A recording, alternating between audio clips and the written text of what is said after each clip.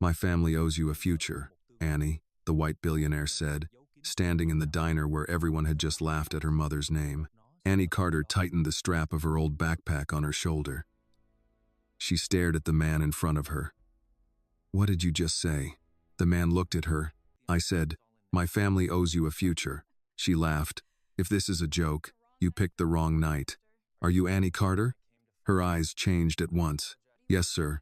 My name is Richard Hawthorne. Everybody in Ashford knew the Hawthorne name. It was written on hospital plaques, scholarship banners, charity galas, and buildings. I know who you are, Annie said. Everybody around here knows who you are. Richard held her gaze. So what you just said is pretty funny, she went on, her voice sharpening. If you said we owed you, that might make more sense. I'm not confused. Richard cut in, calm but firm. I have something I need to tell you. Annie looked away, clearly irritated. I don't have time for your people's jokes. The diner's closed. If you came to hand out charity, try somewhere else. I didn't come here for charity. Then what did you come here for? A man like you doesn't stand outside a diner near 10 o'clock at night just to talk to a girl like me. Richard lowered his eyes slightly. I came because of my father. Annie did not answer right away. Behind them, Marvin Pike had been laughing into his coffee, telling anyone who would listen that Mara Carter had probably died with secrets in her pocket. Your mama always had a funny way around rich folks, Marvin had said from his stool at the counter. Women like that don't get near families like the Hawthorns unless there's money, trouble, or both. A few customers had laughed. Annie had stood there with a coffee pot in her hand and swallowed every word. She needed the tips. She needed the job. So she had said nothing. She turned back to Richard. My mother is dead, she said. So whatever story you think you have, take it somewhere else. Richard's face tightened. I know she passed 3 months ago. I'm sorry. Don't be sorry like you knew her. I didn't know her the way I should have. Annie's hand closed around her backpack strap until her knuckles showed. That doesn't mean anything. No, he said.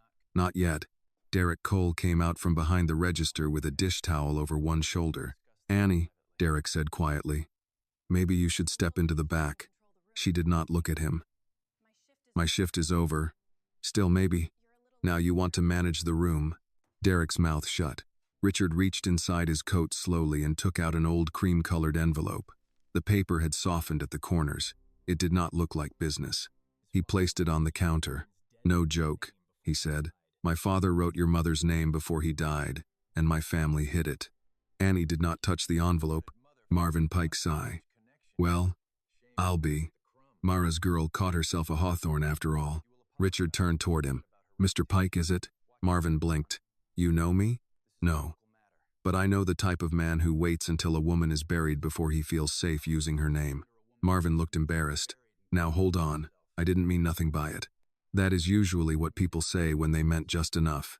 Annie should have felt defended. Instead, anger rose in her.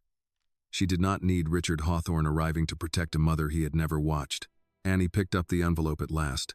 On the front, in faded handwriting, were the words, For Mara Carter, and for the daughter I failed before I ever met her. My mother didn't know your father, she said. Richard answered softly.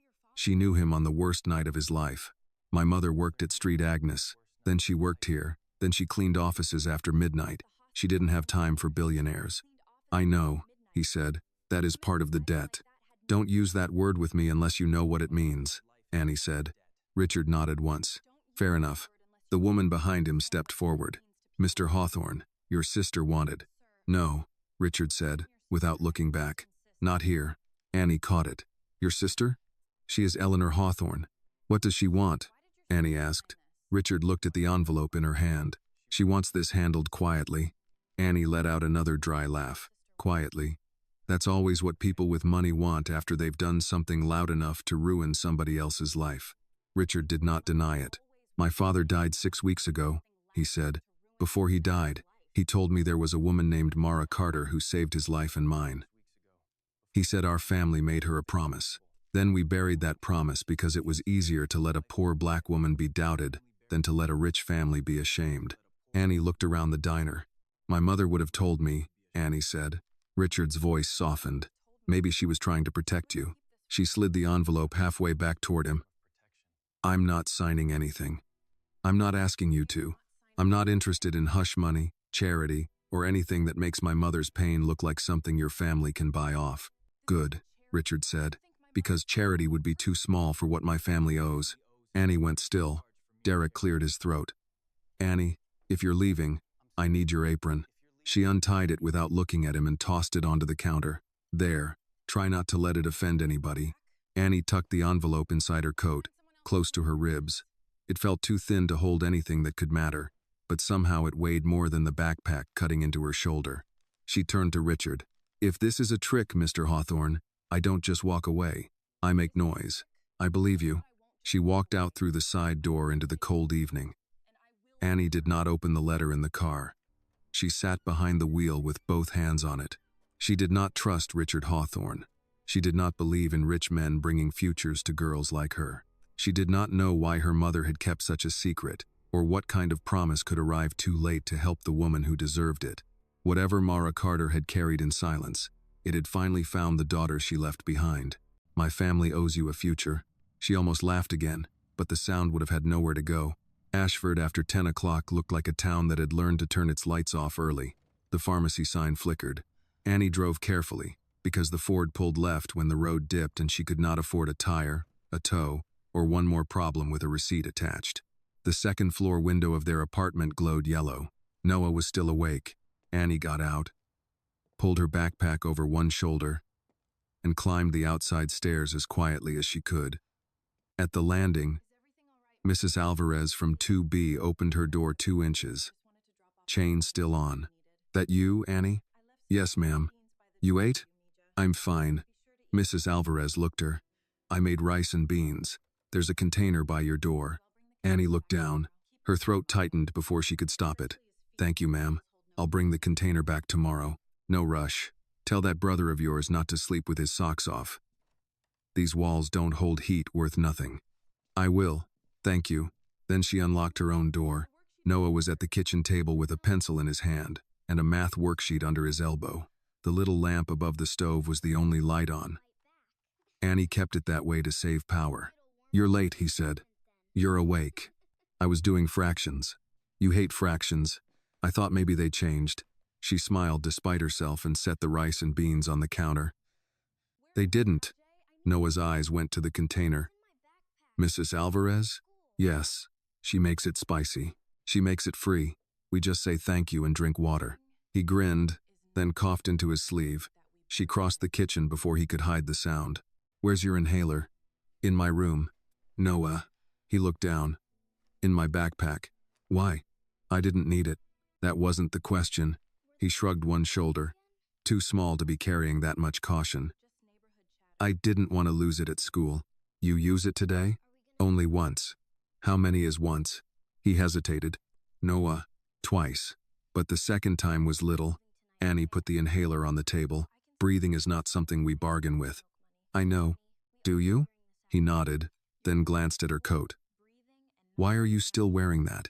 Annie looked down. She had not taken it off because the envelope was inside. Because once she took it out, the night would become real. I forgot. Since Mara died, Noah had started watching Annie's face before asking for anything. Bad shift? People talk too much. About Mama? Annie paused. Noah's pencil stopped moving. They did, didn't they? She took off her coat and hung it on the back of a chair, careful to keep the envelope hidden in the inside pocket. People who don't know much usually talk the loudest. Mr. Pike? Eat your rice. That means yes. It means eat your rice.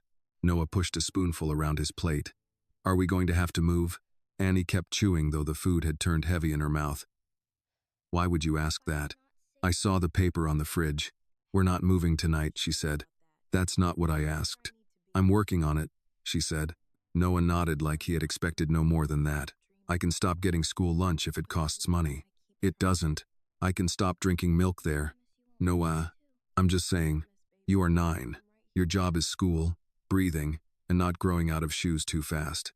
He looked at his socked feet, his toes pressed against the fabric. I can't control the shoe thing. That made her laugh for real, just once. He smiled, proud of himself. After dinner, Annie made him use the inhaler before bed. He protested out of habit, then did it. You working tomorrow? He asked. Morning laundry, afternoon diner. I thought Mr. Cole said you could have Saturday off. Mr. Cole says a lot of things. Noah rolled onto his side. When you go to nursing school, will you still work at the diner? The question landed before she could prepare for it. Her acceptance packet was in the kitchen drawer under the bills. Allegheny County Community College. Practical nursing program. Orientation in 2 weeks. Deposit due Friday. I don't know yet, she said. But you got in. I got in. Mama said getting in means the door opened. Annie sat on the edge of his bed. The mattress dipped under her weight. Sometimes doors open and still cost money to walk through. Noah thought about that. If you don't go, is it because of me? She turned to him sharply. No. You always say no fast when it's a little yes. Annie closed her eyes for a second. Noah's voice got smaller. If I wasn't sick, you could go. Listen to me. She leaned closer. You are not the reason I stopped dreaming. You're the reason I keep trying. He looked at her, wanting to believe it because he loved her, not because the world had proven it true. Promise. I promise. She kissed his forehead. It was warm, but not fever warm. At the door, he said, Annie? Yeah? Did something happen tonight? For a second, she'd tell him everything. Richard Hawthorne. The diner. The envelope. The sentence that made no sense. My family owes you a future. But Noah had already carried enough of the adult world for one night. His eyes moved to her coat on the chair. So what do you think is in that letter? He asked. Do you think he really owes us something? Maybe, Annie said. I need to understand it first. She turned back to him and softened her voice. Now you need to sleep. These things are not something you should be worrying about too much. I worry anyway. I know, but tonight, let me do it. Noah watched her a moment, then nodded. That was the thing about him. He accepted partial truth when full truth looked too heavy. Even if accepting it made him look older than a child should. When he was asleep, Annie went back to the kitchen. She picked up the photograph from the refrigerator. The one of Mara, in her Street Agnes badge, standing outside the hospital, with the sun in her eyes. Hope. That hurt worse. She set the photo on the table beside 2 envelopes, one from a college she might not attend, one from a dead rich man claiming her mother had saved his life. Annie sat down in the kitchen chair, still in her diner uniform, and pressed both hands over her face. She had spent 3 months grieving a mother she thought she understood. Now, in one night, the world had handed her a door, a warning, and a question. What else had Mara Carter been forced to carry alone? If Annie's words touched your heart, please give this video a like for her and for every person who keeps fighting for their family in silence. Tell us in the comments where you are watching from, because someone near you may be listening to Annie and Noah's story too. And don't forget to subscribe for more emotional and inspiring stories like this. Annie did not sleep much. She lay on the couch under the thin brown blanket, listening to Noah's breathing from the bedroom and the building settling around them. Every sound had its own meaning in Maple Row. Pipes knocking meant the heat was trying. Footsteps overhead meant Mr. Gaines had come home from the late shift. A cough through the wall meant Mrs. Alvarez's husband was up again. But the sound that kept Annie awake was not in the apartment. It was paper, an old envelope on the kitchen table, waiting without making a sound. By 6 in the morning, she had given up pretending. She washed her face in cold water, braided her hair back, and put on the cleanest shirt she had. Not her diner uniform, not today. If Richard Hawthorne wanted to talk about her mother, Annie was not going to meet him smelling like fryer oil. Noah found her at the stove, heating oatmeal with more water than milk. You're dressed different, he said. I have to go somewhere before work. With him? Annie stirred the pot. Maybe. You said I shouldn't worry. I said too much. There's a difference. He slid into the chair, still half asleep. Are you going to open it? She knew he meant the envelope. Not here. Why? Because this apartment had already held enough bad news.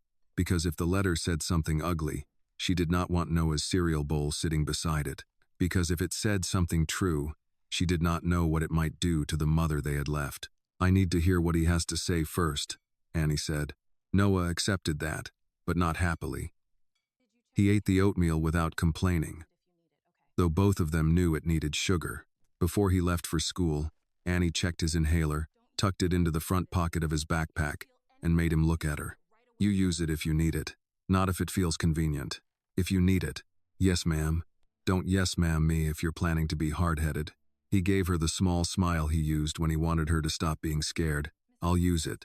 Mrs. Alvarez agreed to watch for him after school if Annie's shift ran late. Annie thanked her twice, then took the envelope, her college packet, and the photograph of Mara in her Street Agnes badge. She did not know why she brought the photo. Maybe she needed proof that her mother had been real before the Hawthorns turned her into evidence. Richard had suggested his office. Annie refused. He suggested the foundation building. She almost hung up. In the end, they agreed on the Ashford Public Library at 9:30, in the small meeting room near the back where the quilting club met on Thursdays and retired men came to get help printing tax forms. The library smelled like old carpet and winter coats. A woman at the front desk looked at Annie, then at Richard Hawthorne waiting near the meeting room door, and tried not to look surprised. Richard stood when Annie approached. He was alone this time. No woman with a folder. No man in a suit. Thank you for coming, he said. I came for my mother. Don't confuse it. I won't. The room had a square table, 6 chairs, a whiteboard stained with old marker, and a window looking out at the parking lot. Annie chose the chair closest to the door. Richard noticed but did not comment. She placed the envelope on the table between them. You open it, she said. Richard shook his head. It was written to your mother. And to you. She's not here. No, he said. She isn't. The quiet after that had weight. Annie hated him a little for letting it sit there instead of filling it with rich man talk. She picked up the envelope and slid one finger under the flap. The glue had given up years ago. Inside were 3 folded pages and a smaller photograph, face down. Annie unfolded the letter carefully. The handwriting was the same as the front, thin and slanted, but steady.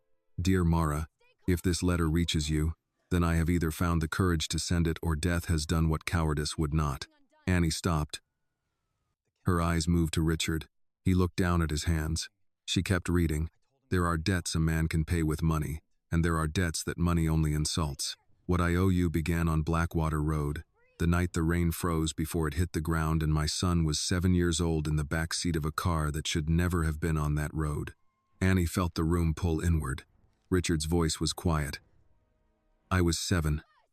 I don't remember all of it. I remember the smell. Something sharp, like bleach and metal. I remember coughing until I couldn't cry. Annie did not ask him to continue. The letter did. The tanker had gone over near the bend. We were told later the cargo was within legal limits. That was not true. I knew enough that night to understand what my company would try to hide by morning. I also knew my boy was breathing because you dragged him from the car before I could unbuckle myself. Annie's fingers tightened around the paper. My boy. She looked at Richard, trying to imagine him small, coughing, helpless. And her mother younger than Annie was now, or maybe not much older. Standing in freezing rain with danger in the air. Richard said, your mother was coming off a night shift at Street Agnes. She stopped when other cars kept going. Annie went back to the letter. You wrapped your scarf around Richard's mouth and told him to breathe through it. You came back for me when the fumes were already moving low across the road. I remember your hands on my coat. I remember you calling me sir while saving my life, which has shamed me more with every passing year. Annie swallowed. Her mother had always called strangers sir and ma'am, even when they did not deserve it. Especially then, maybe, because Mara believed manners belonged to the person giving them, not the one receiving them. The next lines were harder to read. You saw what you were not meant to see. The placard on the tanker. The driver's log. The second manifest. You understood enough to know the official story would be a lie before anyone had written it down. I asked you to wait. I asked you to trust me. I told you I would make it right after I protected the workers, the company, my son. Annie's jaw tightened. That sounds convenient, she said. Richard nodded. It was. She looked at him. He did not defend his father. She continued. You trusted me, and that trust became the first thing my family stole from you. The sentence hit so cleanly that Annie had to stop reading. Outside the meeting room, a child laughed somewhere in the library. Then a woman hushed him. Life kept moving in ordinary ways while Annie sat with a dead man confessing that her mother's life had been bent on purpose. Richard reached into his coat and placed a folder on the table, but did not open it. There's more, he said. Records. Some are incomplete. Some were altered. But enough lines up with what he wrote. Annie ignored the folder for now. Why didn't he fix it? Richard took a breath. I don't know the whole answer. 3. My Aunt Eleanor and the company attorneys got involved by morning. They said there would be panic. Lawsuits.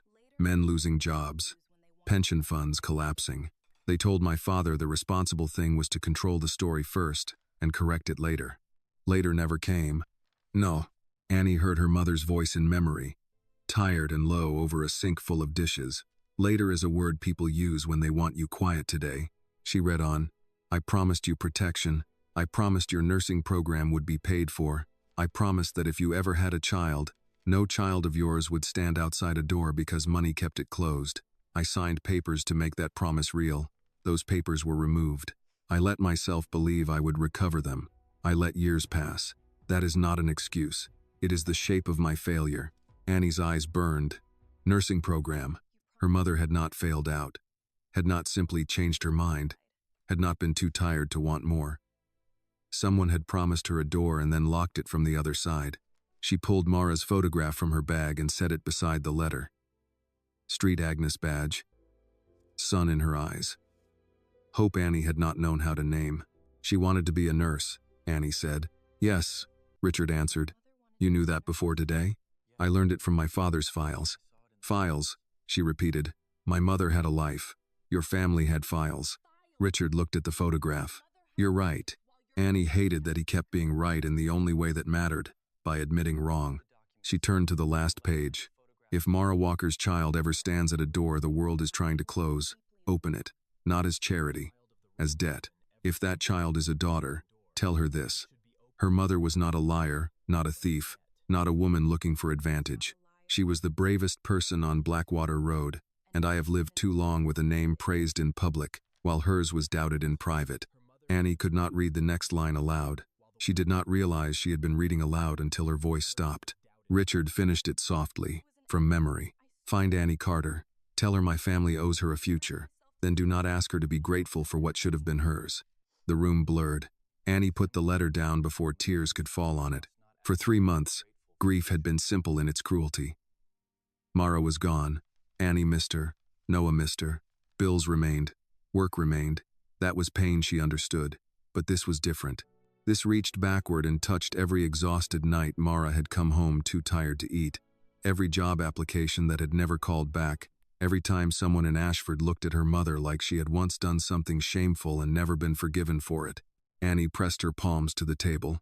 My mother never told me any of this. Richard said, maybe she thought silence would keep you safe. Everybody keeps saying that, because it might be true. Annie looked up. Safe from who? He did not answer fast enough. That was answer enough. She picked up the small photograph from the envelope and turned it over. It showed a road at night, headlights blurred by rain, emergency vehicles in the distance. Near the edge of the frame stood a woman in a hospital jacket, one hand raised as if warning someone back. The image was grainy, but Annie knew the posture. She had seen it all her life at crosswalks, in grocery aisles, at Noah's bedside. Mara Carter standing between danger and somebody else. Annie's voice came out low. What exactly did your family do to her after that night? Richard opened the folder then. Inside were copies of hospital notices, legal letters, old company memos, and one document with Mara's signature at the bottom. They made her sign a statement, he said. Then they used it against her. Annie stared at the signature. Her mother's handwriting. Real. Trapped on a page she had never seen. Richard continued, careful now. There are gaps. I won't pretend otherwise. But after Blackwater Road, your mother lost her position at Street Agnes. Her nursing application disappeared. A note was placed in her employment file saying she had made an unreliable report during an industrial incident. Unreliable, Annie repeated. Yes. She saved your life. Yes. And they called her unreliable. Richard did not look away. Yes. Annie stood so fast the chair scraped the floor. She walked to the window and stared at the parking lot. At a minivan with a cracked windshield. At an old man loading library books into a cloth bag. Ordinary morning. Ordinary people. The world had no shame about continuing. Behind her, Richard said, I can help with your tuition immediately. Housing, too. Medical costs for your brother. My father set aside money. She turned. No. He stopped. You don't get to buy the easy part first. It isn't meant that way. I don't care how it's meant. My mother died with people thinking she was something she wasn't. If there's money, fine. If there are papers, fine. But before any of that, I want the story. All of it. Richard studied her, and this time she saw the thing beneath his calm. Fear. Not of her. Maybe not even of scandal. Fear of what his father had left for him to uncover. My sister will fight this, he said. Lit here. She has lawyers, board members, friends in places that still answer her calls. Annie picked up Mara's photograph and held it flat against her chest. I have my mother's name, she said. Seems like she fought with less. For the first time that morning, Richard had no answer. Annie gathered the letter, the photo, and the copies he allowed her to take. At the door, she paused. You said your father knew my mother on the worst night of his life. Yes. She looked back at him. Maybe it was the worst night of hers, too. Maybe your family just got to leave the road. Then she walked out of the meeting room and into the library's quiet, carrying the letter that had arrived years late and still managed to open a wound that had never healed right. Annie left the library with the papers tucked under her arm and the letter folded inside her coat.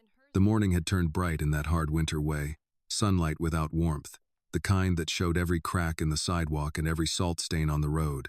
She stood beside the Ford for a minute before getting in. Because once she started the car, she would have to decide where to go. Work was the practical answer. The laundry on Mercer paid cash for early shifts when someone called out, and Annie had already missed enough hours that week. But the photograph of Mara on Blackwater Road sat on top of the folder, and every time Annie looked at it, the idea of folding strangers' sheets while her mother's name lay trapped in old paperwork felt impossible. She drove to the only person who might know how much of the story had been living just outside her reach. Mrs. Laverne Ellis lived in a small blue house 2 blocks behind Maple Row, the kind with plastic flowers in the porch planter and wind chimes that sounded tired but kept moving. Annie had known that porch all her life. As a little girl, she had sat on those steps eating peach slices from a paper plate while Mara and Mrs. Laverne talked in low voices through summer evenings. Back then, Annie thought grown women only talked about bills, church, weather, and children. Now she wondered how many conversations had stopped when she walked too close. Mrs. Laverne opened the door before Annie knocked twice. She was in a house dress and cardigan, gray hair pinned back, reading glasses hanging from a chain around her neck. She took one look at Annie's face and stepped aside. Come in, child. Annie entered without pretending she was fine. The house smelled like cornbread, furniture polish, and the peppermint tea Mrs. Laverne drank for her stomach. On the wall by the hallway hung framed photographs. Her late husband in an army uniform, her church choir in matching blue robes, a black and white picture of younger Laverne standing near a courthouse with a sign that said, "We want equal justice now." Annie had passed those pictures 100 times and never really looked at them. That morning, they seemed less like memories and more like warnings. Mrs. Laverne pointed to the kitchen table. Sit. I can't stay long. You can sit short then. Annie sat. Mrs. Laverne set a mug of tea in front of her and a small plate with 2 pieces of cornbread. Eat. I'm not hungry. I didn't ask what your feelings said. Eat. Annie broke off a corner because refusing would take more strength than obeying. The cornbread was warm, a little sweet, and suddenly her eyes burned. She had not eaten breakfast. Mrs. Laverne watched her take 2 bites before speaking. Now tell me what he gave you. Annie pulled out the letter, the photograph, and the copies Richard had allowed her to keep. She spread them across the table. The old woman did not touch anything at first. She looked down at Mara's name on the envelope, and something moved through her face that Annie had never seen there before. Not surprise. Recognition. You knew, Annie said.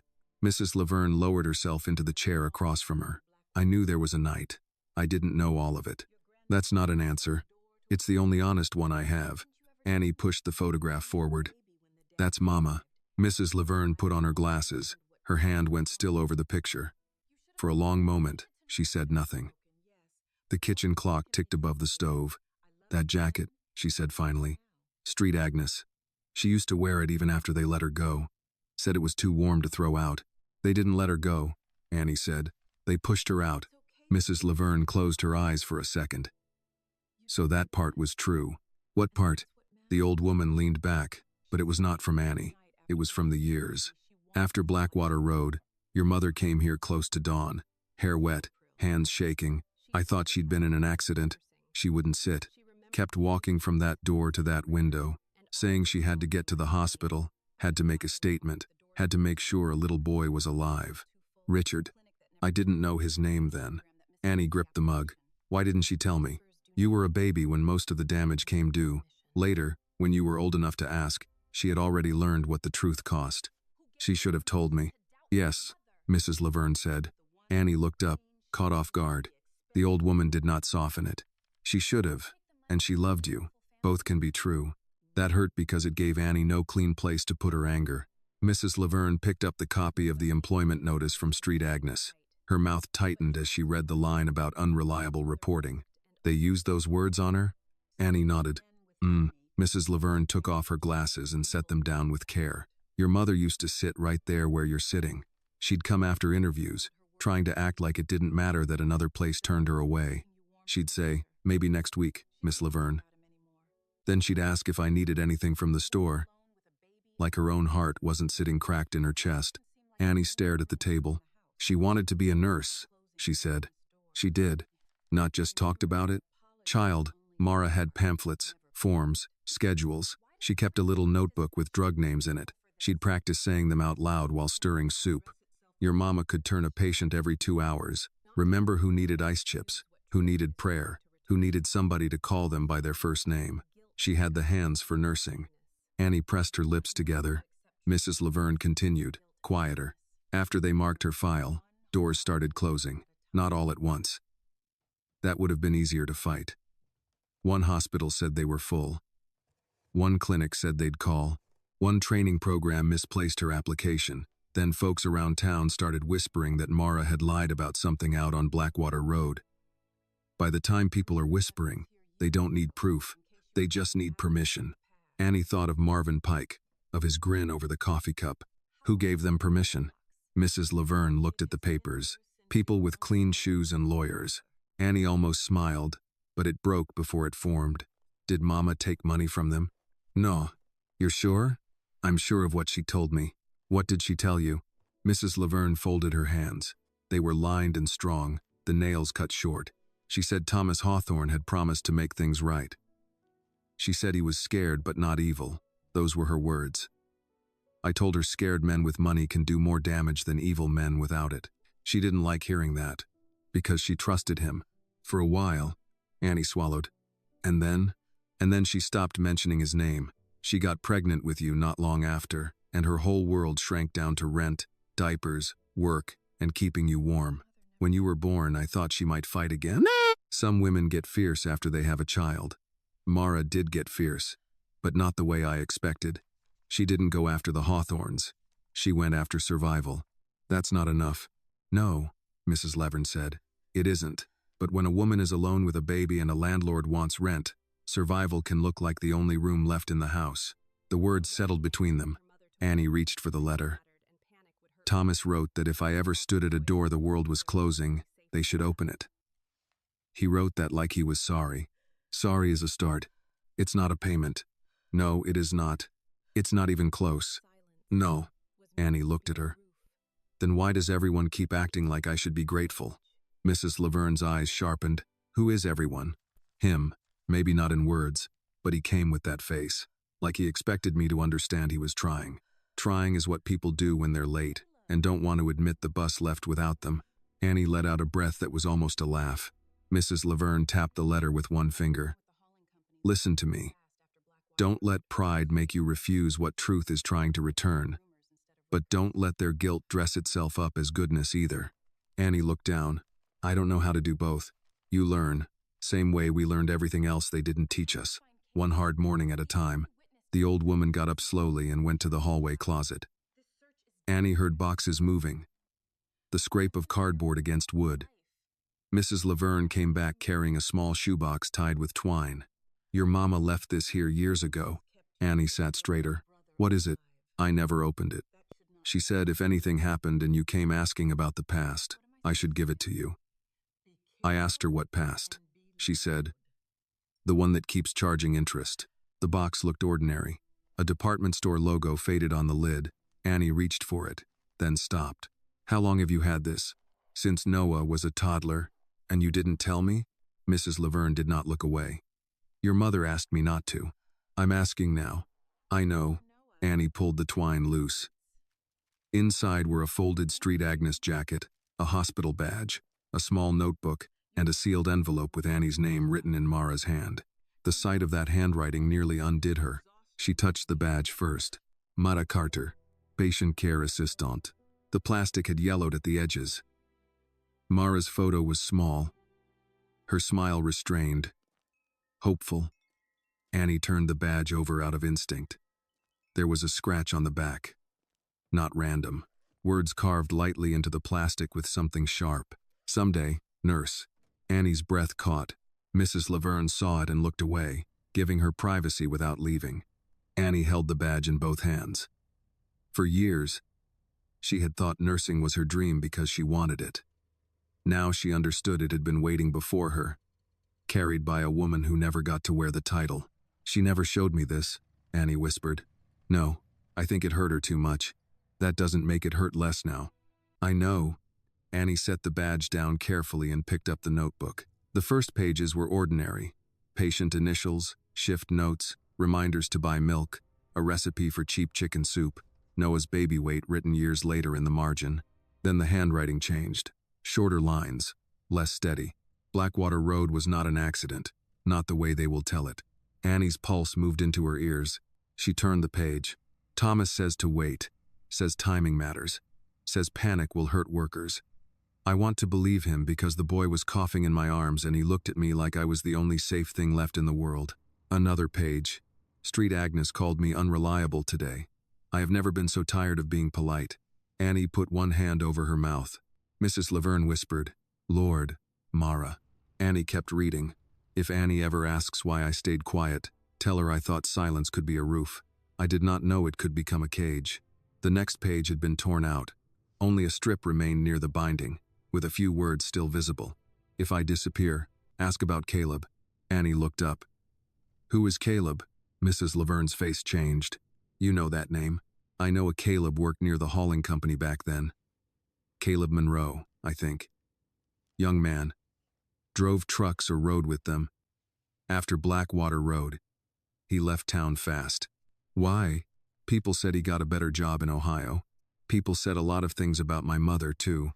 Mrs. Laverne nodded once. Yes, they did. Annie closed the notebook, but her hand stayed on top of it. The anger she had carried from the diner had changed shape. It was no longer hot and wild. It had narrowed into something steadier. I need to find him. You need to be careful. I've been careful my whole life. Look where that got us. Mrs. Laverne reached across the table and covered Annie's hand with her own. Careful kept you and Noah alive. Don't speak lightly of what kept breath in your house. Annie softened, but only a little. Then what am I supposed to do? Be careful and be loud. The answer stayed with her. Annie packed the notebook, the badge, the letter, and the photograph into her backpack. It felt different now, heavier, but less empty. At the door, Mrs. Laverne stopped her and pressed a foil-wrapped square of cornbread into her hand. For Noah, Annie nodded. Thank you. And Annie? She turned. Your mother was not weak because she got tired. Don't you ever let them make you confuse the two? Annie looked at the old woman. At the house that had kept pieces of Mara safe when Mara herself could not. And for the first time since Richard Hawthorne walked into the diner, she felt something other than shock. She felt direction. Outside, the cold hit her face. She walked to the Ford and set the backpack on the passenger seat with care. The torn page had given her only one name, but sometimes one name was enough to turn grief into a road. Caleb Monroe. Annie started the car. This time, when the engine coughed, she did not curse it. She simply waited, hand steady on the wheel, until it caught. Annie did make it to the laundry on Mercer, but only because money had a way of dragging a person back to the present no matter what the past had just handed them. For 4 hours she fed sheets into a machine that steamed her face and burned the backs of her fingers when she moved too fast. She kept Mara's notebook in her backpack under the folding table, and every few minutes her eyes went to it as if it might open by itself and say more. At noon, her phone buzzed. Unknown number. She let it ring twice, then answered because people who could ignore unknown numbers usually had savings. Annie Carter? Richard Hawthorne's voice. She looked toward the front desk where Mrs. Nolan was arguing with a man about a missing shirt. How did you get this number? You gave it to my assistant last night. I gave it so your people would stop blocking the diner door. I'm sorry. You say that a lot. I've had reason to. Annie pulled the phone tighter to her ear. I'm at work. I know. I'll be brief. I spoke to someone who can look for Caleb Monroe. Annie went still. The dryer behind her thumped with a pair of work boots somebody had ignored the signs and put inside anyway. You already knew his name? I had seen it in an old file, but it meant nothing to me until you called this morning and asked whether my father ever mentioned a Caleb. Annie, if he is the man I think he is, he worked for the hauling contractor tied to Blackwater Road. Where is he? I don't know yet. That means you know something. A pause. It means my father's files had one forwarding address, outside Youngstown, Ohio. It's old. Give it to me. I don't think you should go alone. Annie laughed once, without humor. You don't know what I do alone. I'm learning. That quiet answer bothered her because it did not sound like performance. It sounded like a man who had started counting things too late. Before she could answer, Mrs. Nolan waved from the front. Annie, phone later. We've got pickup orders. Annie lowered her voice. Text me the address. Annie, text it. She hung up before he could make concern sound like permission. By the time her shift ended, rain had begun tapping at the laundry windows. Not snow. Not yet. But cold enough to make the streets shine under the traffic lights. Annie checked her phone. Richard had sent the address, plus another message. Please do not go without telling someone. She almost deleted it. Then she thought of Noah and texted Mrs. Laverne that she might be late after school. She did not mention Ohio. She did not mention Caleb. She told herself that was not lying, only managing worry. At Cole's diner, the afternoon shift felt different the moment she walked in. Conversations dipped, then rose again with a false casualness. Marvin Pike was not there, but his absence did not remove him. It only left room for what he had said to spread. Derek Cole met her near the kitchen. You okay to work today? Annie looked at him. Meaning? Meaning there was a situation last night. There was a man insulting my dead mother last night. You mean that situation? Derek glanced toward the counter. I mean the Hawthorne situation. People are asking questions. Then people can order coffee while they ask. He rubbed the back of his neck. Just keep it smooth, all right? We don't need attention. Annie tied on her apron. Funny how attention only bothers you when it lands on the people getting stepped on. He sighed like she had disappointed him by noticing. Annie, I'm working, Mr. Cole. The dinner rush was thin. Rain kept older customers home, and the ones who came in ordered soup, grilled cheese, coffee, pie warmed too long in the microwave. Annie moved from table to table, polite because Mara had taught her that manners were not surrender. But every time someone looked at her a second too long, she felt the letter under her thoughts. At 6:30, Noah called. She answered near the soda machine. You home? Yeah. You used the inhaler? A pause too small for anyone else to hear. Noah. I used it at school. How many times? Just twice. Her stomach tightened. How are you breathing now? I'm okay.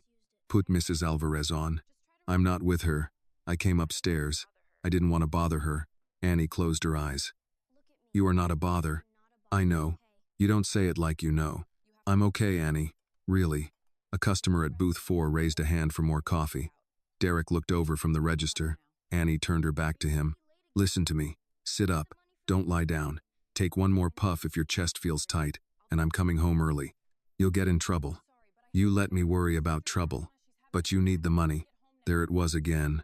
The child trying to keep the roof up with both hands. Not more than I need you breathing. She found Derek near the kitchen window. I have to leave. His face changed before she finished the sentence. Annie, you just got here. Noah's breathing bad.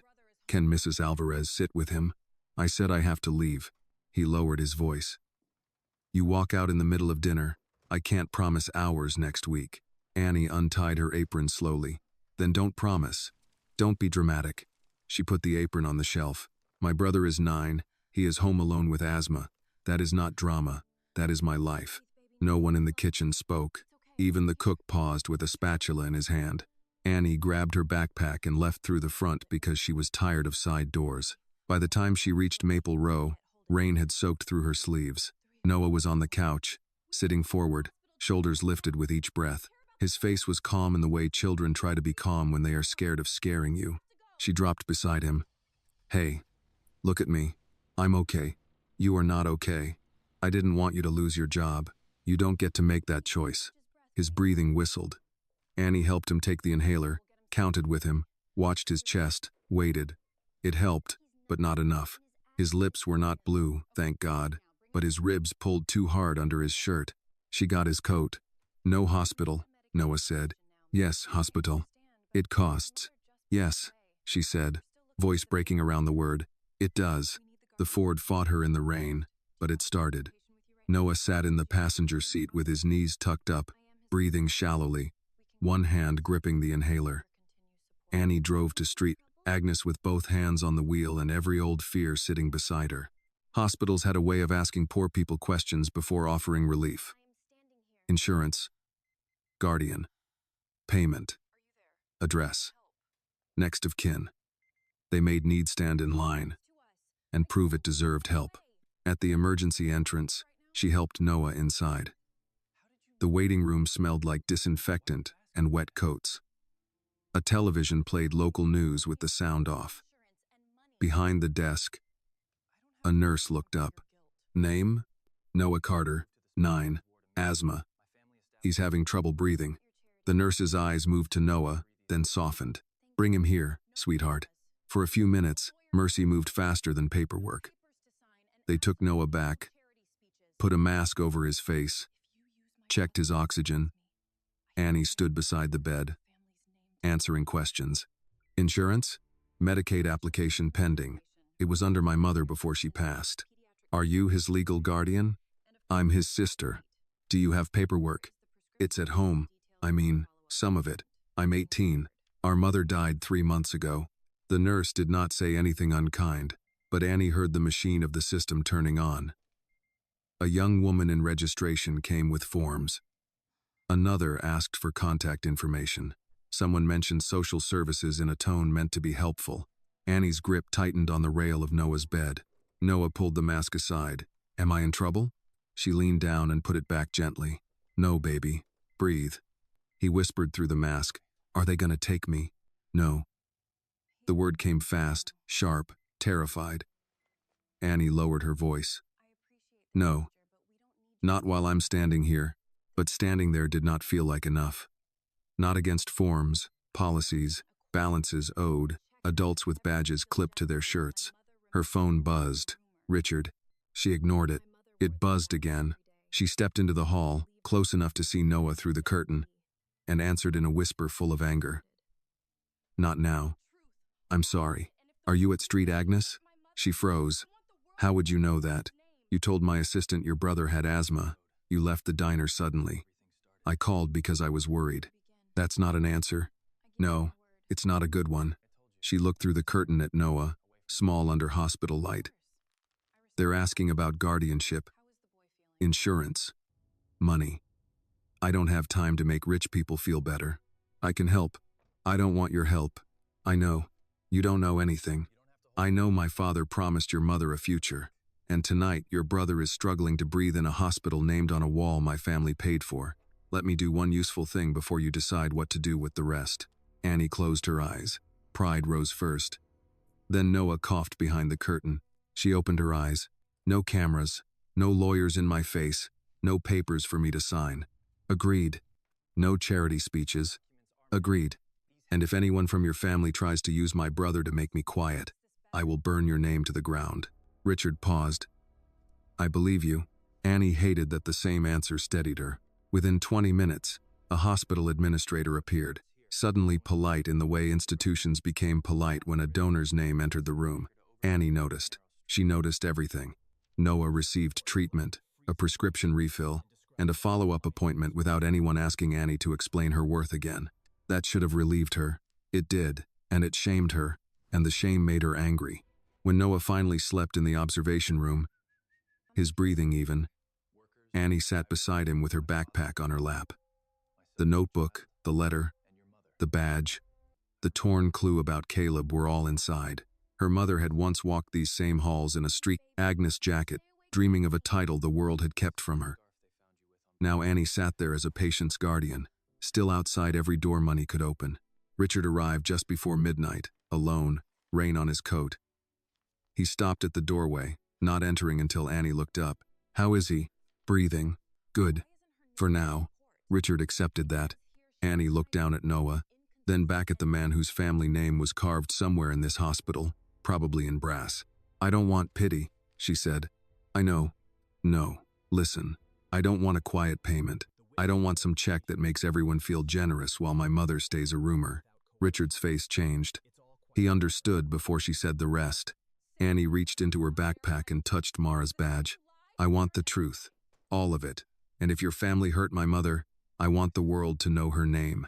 Richard stood very still. Then he nodded. "All right," he said. "Then we start with Blackwater Road."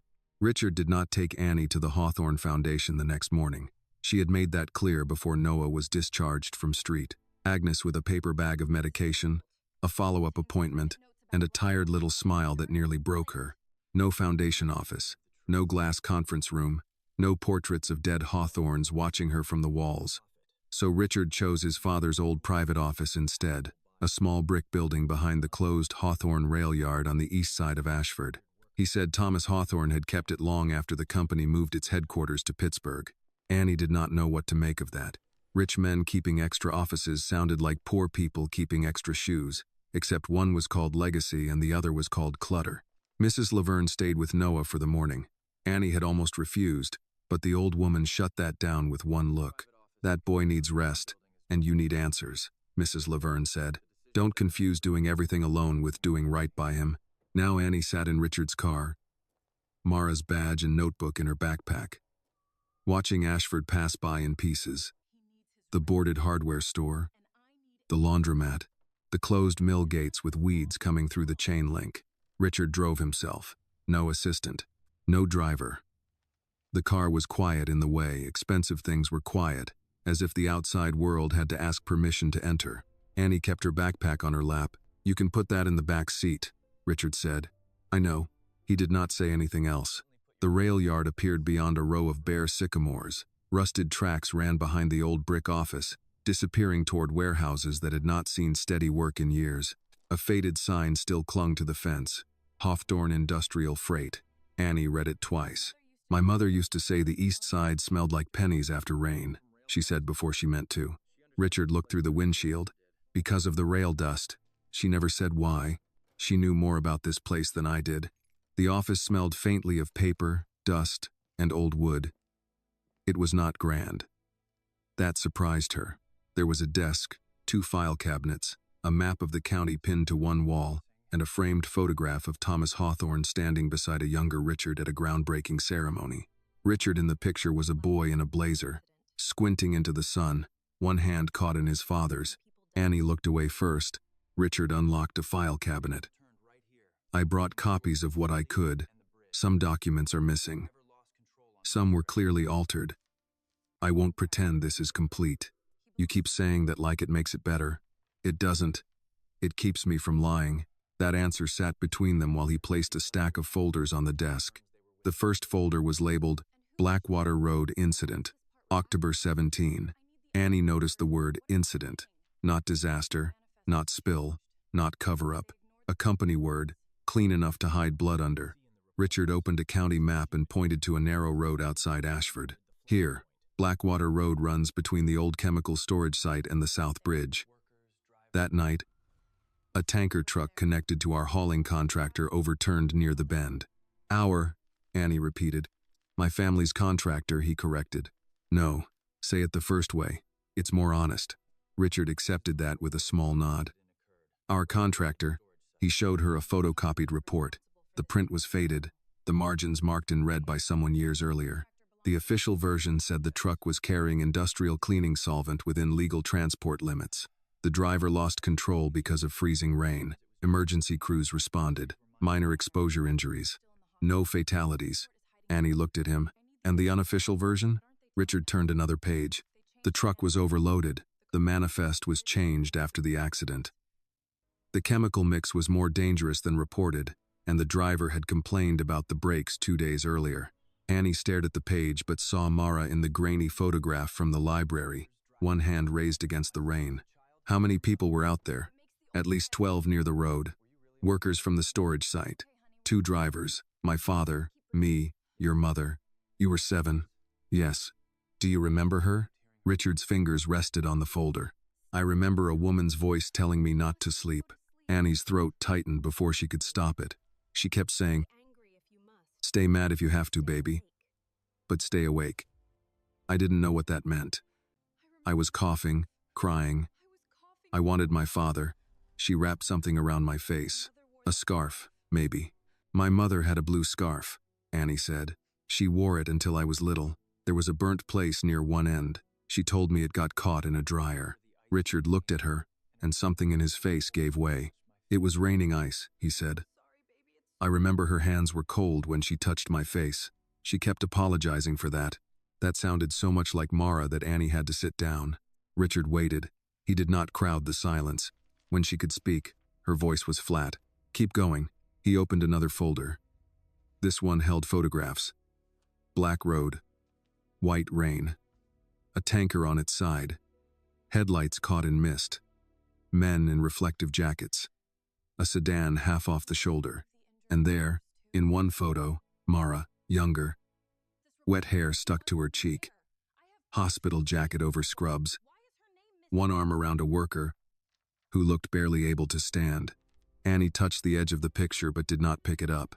She saved them too? Yes. Then why isn't her name in the report? Richard slid over the official incident summary. Annie scanned it until she found the witness section. Unidentified female passerby reported possible vapor exposure. Statement inconsistent. Left seen before full interview. Annie read it again. Unidentified. Inconsistent. Left. They erased her while she was still standing there, she said. Richard did not answer. Annie looked up. Did your father write this? No. Company counsel prepared the final version. Eleanor? She was already involved with the foundation then, but she sat on the family risk committee.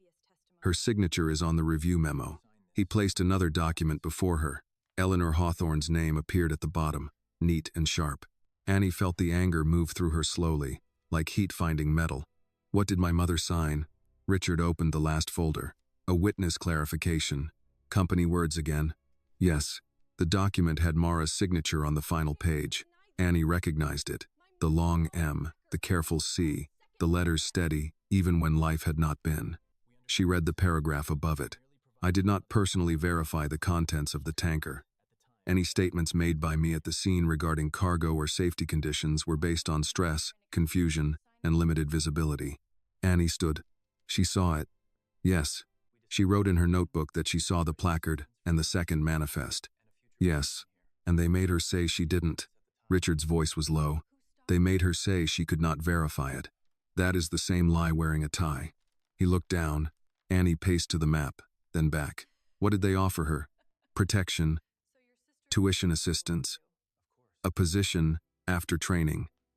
According to my father's letter, he believed those promises were being processed.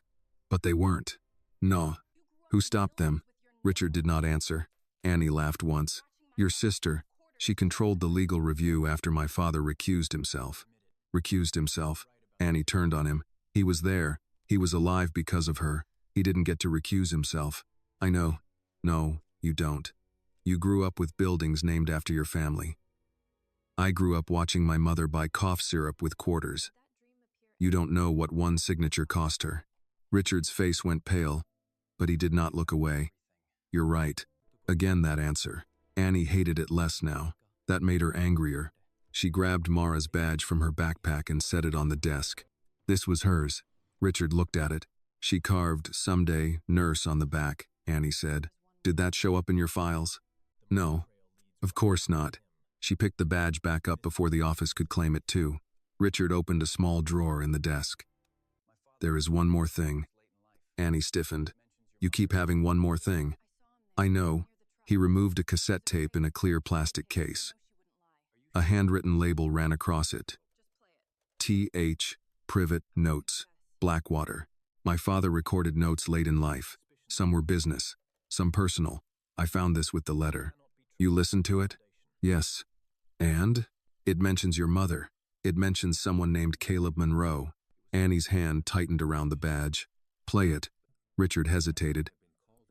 Some of it is difficult. Play it. He had an old cassette player on the shelf, already plugged in. That detail told Annie he had planned for this. Richard inserted the tape and pressed the button. Static filled the room, then an old man's voice, thin but clear. I have spent years calling it an accident because that is the word men use when responsibility has too many owners. Blackwater was not simply weather. It was speed, pressure, profit, and the belief that rules are negotiable when the buyer is large enough. Annie stopped breathing for a second. The voice continued. Mara Carter knew. God help me, she knew before most of my own people admitted it. She pulled my son from the car. She pulled Harlan Briggs from the ditch. She stood in the road waving traffic back, while vapor crossed the asphalt. And by morning, my family had begun teaching the record to doubt her. Richard stood near the desk, still as stone. The tape clicked, hissed, then continued. Caleb Monroe saw the second manifest. He saw what she saw. Eleanor said he had been handled. I let that sentence pass through a room and did not challenge it. There are sins of action and sins of silence. Mine wore a good suit and lived in my house for 30 years. The tape went to static. Annie stared at the machine. Caleb Monroe saw the second manifest. Eleanor said he had been handled. The office felt smaller. Richard pressed stop. Annie's voice came out quiet. Handled means threatened. Yes. Or paid. Possibly. Or worse. Richard did not answer. She turned toward the county map. Blackwater Road was just a line there, ink on paper. But to Mara, it had been the place where one life split into before and after. To Thomas Hawthorne, it had been guilt. To Eleanor, a risk. To Richard, a memory he had been allowed to outgrow. To Annie, it was becoming a road she had inherited. Where is Caleb? She asked. I found an old forwarding address near Youngstown. Nothing current yet. Then make it current. I already have someone looking. No, Annie said. We look. Richard studied her. This could get ugly. It already was. We're just catching up. Outside, a freight horn sounded somewhere beyond the dead rail yard, long and low. Annie put Mara's badge back into her backpack, then slid the copy of the witness statement beside it. She moved carefully now, not because she was calm, but because she understood the value of what was in her hands. At the door, she looked back at the office, the folders, the map, the tape. My mother stood in poison to save your family, she said. Then your family poisoned her name. Richard closed his eyes for a moment. When he opened them, Annie saw grief there, but she did not make room for it. Not yet. Find Caleb Monroe, she said. Richard nodded. And Mr. Hawthorne? Yes? Don't ask me to trust you. Bring me something worth trusting. Then Annie walked out into the cold yard, past rusted tracks and weeds growing through old gravel, carrying the first proof that Mara Carter had not been unreliable at all. She had been dangerous to the truth they wanted buried. Eleanor Hawthorne did not wait for Annie to find Caleb Monroe. By late afternoon, before Annie had even made it back to Maple Row, Richard called her twice. She ignored the first call because she was standing in line at the pharmacy, counting the cost of Noah's refill against the cash in her pocket. She ignored the second because the woman behind the counter had just told her the discount card helped, but not enough. When the phone buzzed a third time, Annie stepped away from the line. What? Richard did not waste time. My sister knows. Annie looked through the pharmacy window at the gray street outside. Knows what? That you have the letter. That you saw the files. Possibly, that Caleb's name came up. Possibly? I don't know how much. You said those files were private. They were. That doesn't mean I was the only one watching them. Annie closed her eyes. Of course. In Richard's world, even secrets had staff. What does she want? To meet you. Annie laughed once, short and tired. No, I told her that. And? She said she would come to you. Annie's hand tightened around the phone. Tell her I'm not hard to find. Poor people rarely are. Annie, Eleanor doesn't ask for meetings unless she already knows what she wants from them. Good. Then she can learn disappointment. There was a pause. Don't go alone. I'm at a pharmacy, Mr. Hawthorne. Unless she plans to jump me between cough drops and antacids. I'll manage. That isn't funny. It wasn't meant to be. She hung up and went back to the counter. The pharmacist slid Noah's inhaler across with the receipt folded under it. Annie paid, and the amount left in her wallet made her stomach go quiet. Not empty. Quiet. There was a difference. Empty asked for food.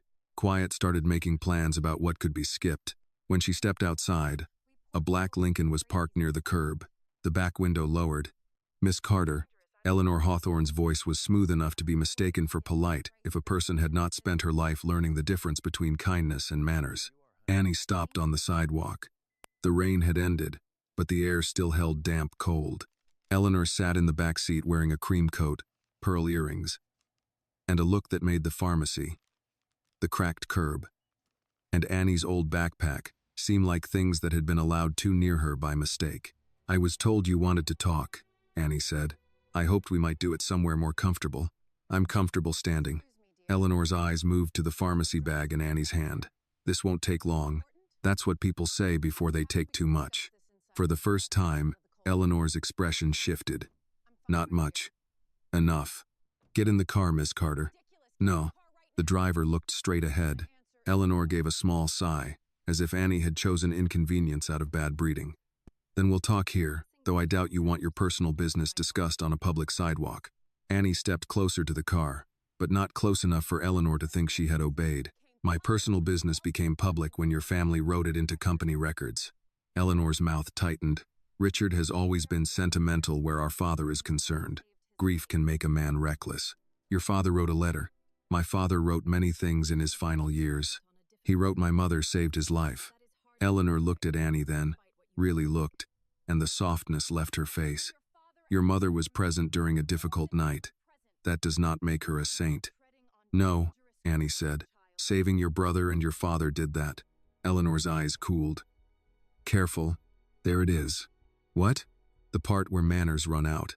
Eleanor opened the car door herself and stepped onto the sidewalk. She was taller than Annie expected, slim and straight-backed. A woman who had spent decades entering rooms that were already prepared for her. Up close, her perfume was light and expensive. Annie thought of Mara coming home smelling like bleach and coffee and winter sweat. "I understand your situation," Eleanor said. "No, ma'am. You understand my address. You are 18 years old, caring for a sick child, with unstable housing and limited income. You are in no position to wage war against a family whose lawyers have handled matters more complicated than a waitress's grievance." Annie felt the words hit, each one chosen to leave no bruise anyone could photograph. "My mother's name was Mara Carter. I know her name." "Then use it." Eleanor smiled faintly. "Mara Carter signed a statement. That statement is part of the record. If you intend to challenge it, you will also be challenging your mother's own words. Words your people put in her mouth. A serious accusation. An old habit, from what I can tell." Eleanor reached into her handbag and removed a folded document. She held it out. Annie did not take it. "What is that?" "A practical solution. I've heard that phrase before. Usually means somebody poor is about to be told to disappear. It is a settlement offer, more generous than any court would likely award you, assuming a court heard the matter at all. Enough to settle your rent, pay for your brother's care, cover your education at a local program, and give you a start." Annie looked at the paper, then at Eleanor. "In exchange for?" "Privacy. Silence. Privacy," Eleanor repeated. "There is dignity in not turning every family tragedy into a public spectacle." Annie almost laughed. "Whose dignity?" Eleanor's gaze sharpened. "You should think carefully. People will ask questions about your mother. About why she signed what she signed. About why she waited. About why no one in this town seemed to believe her. Because families like yours taught them not to. You have spirit. I can see why Richard feels responsible. But spirit is not rent. It is not legal representation. It is not custody. Stability. For your brother." That landed too close. Annie's hand tightened around Noah's medicine bag. Eleanor saw it. "Of course she did. If authorities were to question whether you are equipped to care for a child with medical needs, it would be unfortunate. Not my desire, obviously. But these things happen when private matters become chaotic. For 1 second, Annie saw Noah on the couch, trying to breathe and apologizing for the cost of it. Her fear rose fast. She had to hold herself still so Eleanor would not see all of it. "You threatening a 9-year-old now?" Annie asked. "I am advising you that the adult world is not moved by emotion.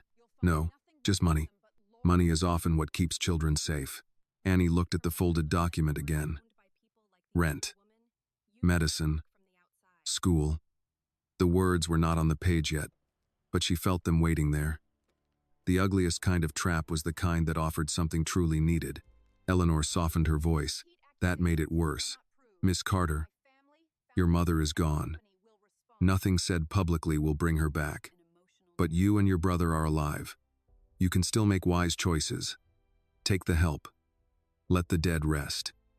Annie thought of Mara's badge in her backpack. "Someday, nurse." She thought of the company report calling her mother unreliable. She thought of Thomas Hawthorne's recorded voice. My family had begun teaching the record to doubt her.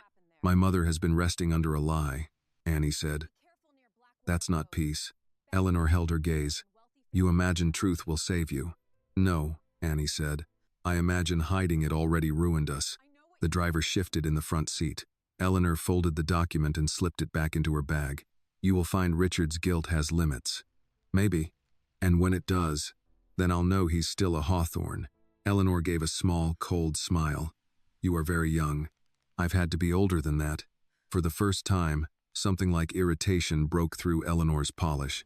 "Girls like you should be careful when old money opens old doors. Sometimes there's nothing behind them but lawyers." Annie stepped closer. "Women like my mother learned that doors owned by people like you usually lock from the outside." Eleanor's face went still. The black car sat at the curb, engine running, warm inside.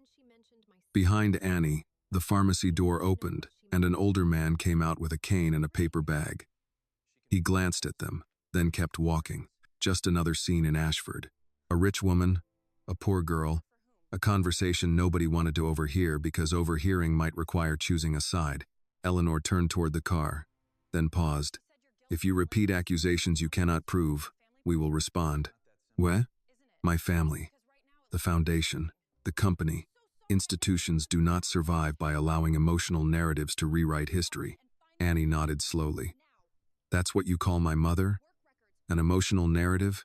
I call her a woman who signed a statement, and I call her the woman who pulled your brother out of poison." Eleanor opened the car door. "Good evening, Miss Carter. Tell your driver to be careful near Blackwater Road," Annie said. Eleanor looked back. Bad things happen there when Hawthorns are in a hurry. For a moment, Eleanor's face gave Annie something she had not expected. Not anger, fear. Then the door closed, and the Lincoln pulled away from the curb, smooth and silent, leaving Annie on the sidewalk with Noah's medicine in her hand and her pulse beating hard in her throat. She stood there until the car turned the corner. Only then did she realize her hands were shaking. She hated that most. Not the threat. Not the settlement. Not even Eleanor's careful way of saying she could make Noah part of the fight. She hated that her body believed the danger before her pride could argue. Her phone buzzed again. "Richard," she answered without greeting. "She came," Annie said. A curse slipped out of him, low and sharp. She offered money, privacy. Then she mentioned Noah. Richard went quiet. Annie listened to that quiet and let it tell her what his words had not yet said. "She can do that?" Annie asked. "She can make calls. She can create concerns. She can make things harder than they already are." "Harder for who? Be specific." "For you." "And you?" "For me too, but not the same way." At least he did not lie. Annie walked toward the Ford. "She said your guilt has limits." "She's wrong. We'll see." "Annie, I'm sorry." "Stop being sorry and find Caleb. I have someone checking the Ohio address now." "No. I want everything on him. Work records, forwarding addresses. Who paid him? Who scared him? Who made him vanish?" "I'll get it." "You better." She hung up and sat in the car, pharmacy bag on her lap. Rainwater ran down the windshield in thin, crooked lines. Across the street, the Hawthorne Foundation scholarship poster was taped inside the library window. A smiling Eleanor stood in the photograph beside 3 students in caps and gowns. Annie stared at it for a long time. Then she took Mara's notebook from her backpack and opened to the torn page. If I disappear, ask about Caleb. Eleanor had not come because of the letter alone. She had come because Caleb mattered. That meant the torn page was not a dead end. It was a warning someone had been afraid Mara would leave behind. Annie started the Ford and pulled away from the curb. The car groaned. The wipers dragged across the glass, and Noah's medicine slid across the seat beside her. By the time she reached Maple Row, her fear had not left. It had changed jobs. It was no longer there to stop her. It was there to keep her awake. By morning, Ashford had already decided what Annie had done. No one had asked her, but that had never stopped the town before. A place like Ashford did not need facts when it had front porches, church parking lots, diner counters, and Facebook pages run by women who typed, "just asking" before ruining somebody's name. Annie learned it before breakfast. Mrs. Alvarez knocked while Noah was still at the table with cereal gone soft in the bowl. Annie opened the door and found the older woman standing there in slippers and a sweater, her phone in one hand, her face pinched with worry. "Baby," Mrs. Alvarez said, "you need to see this before you go out." Annie took the phone. The post came from Ashford Community Watch, though nobody ever watched anything useful there. Someone had shared a blurry picture of Annie outside the pharmacy, standing beside Eleanor Hawthorne's black Lincoln. The caption read, "Local girl connected to late Mara Carter, now meeting privately with Hawthorne family. Sources say possible settlement in works after years-old claims resurface." The comments had already started. Some said Annie was smart to get paid. Some said Mara must have taught her daughter the same tricks. One woman from church wrote that people should not judge, then wrote 3 more sentences doing exactly that. Marvin Pike had commented with a laughing emoji and the words, "Apple don't fall far." Noah came up behind Annie before she could turn the phone away. "What does settlement mean?" Mrs. Alvarez closed her eyes. "I'm sorry. I didn't know he was behind you." Annie handed the phone back.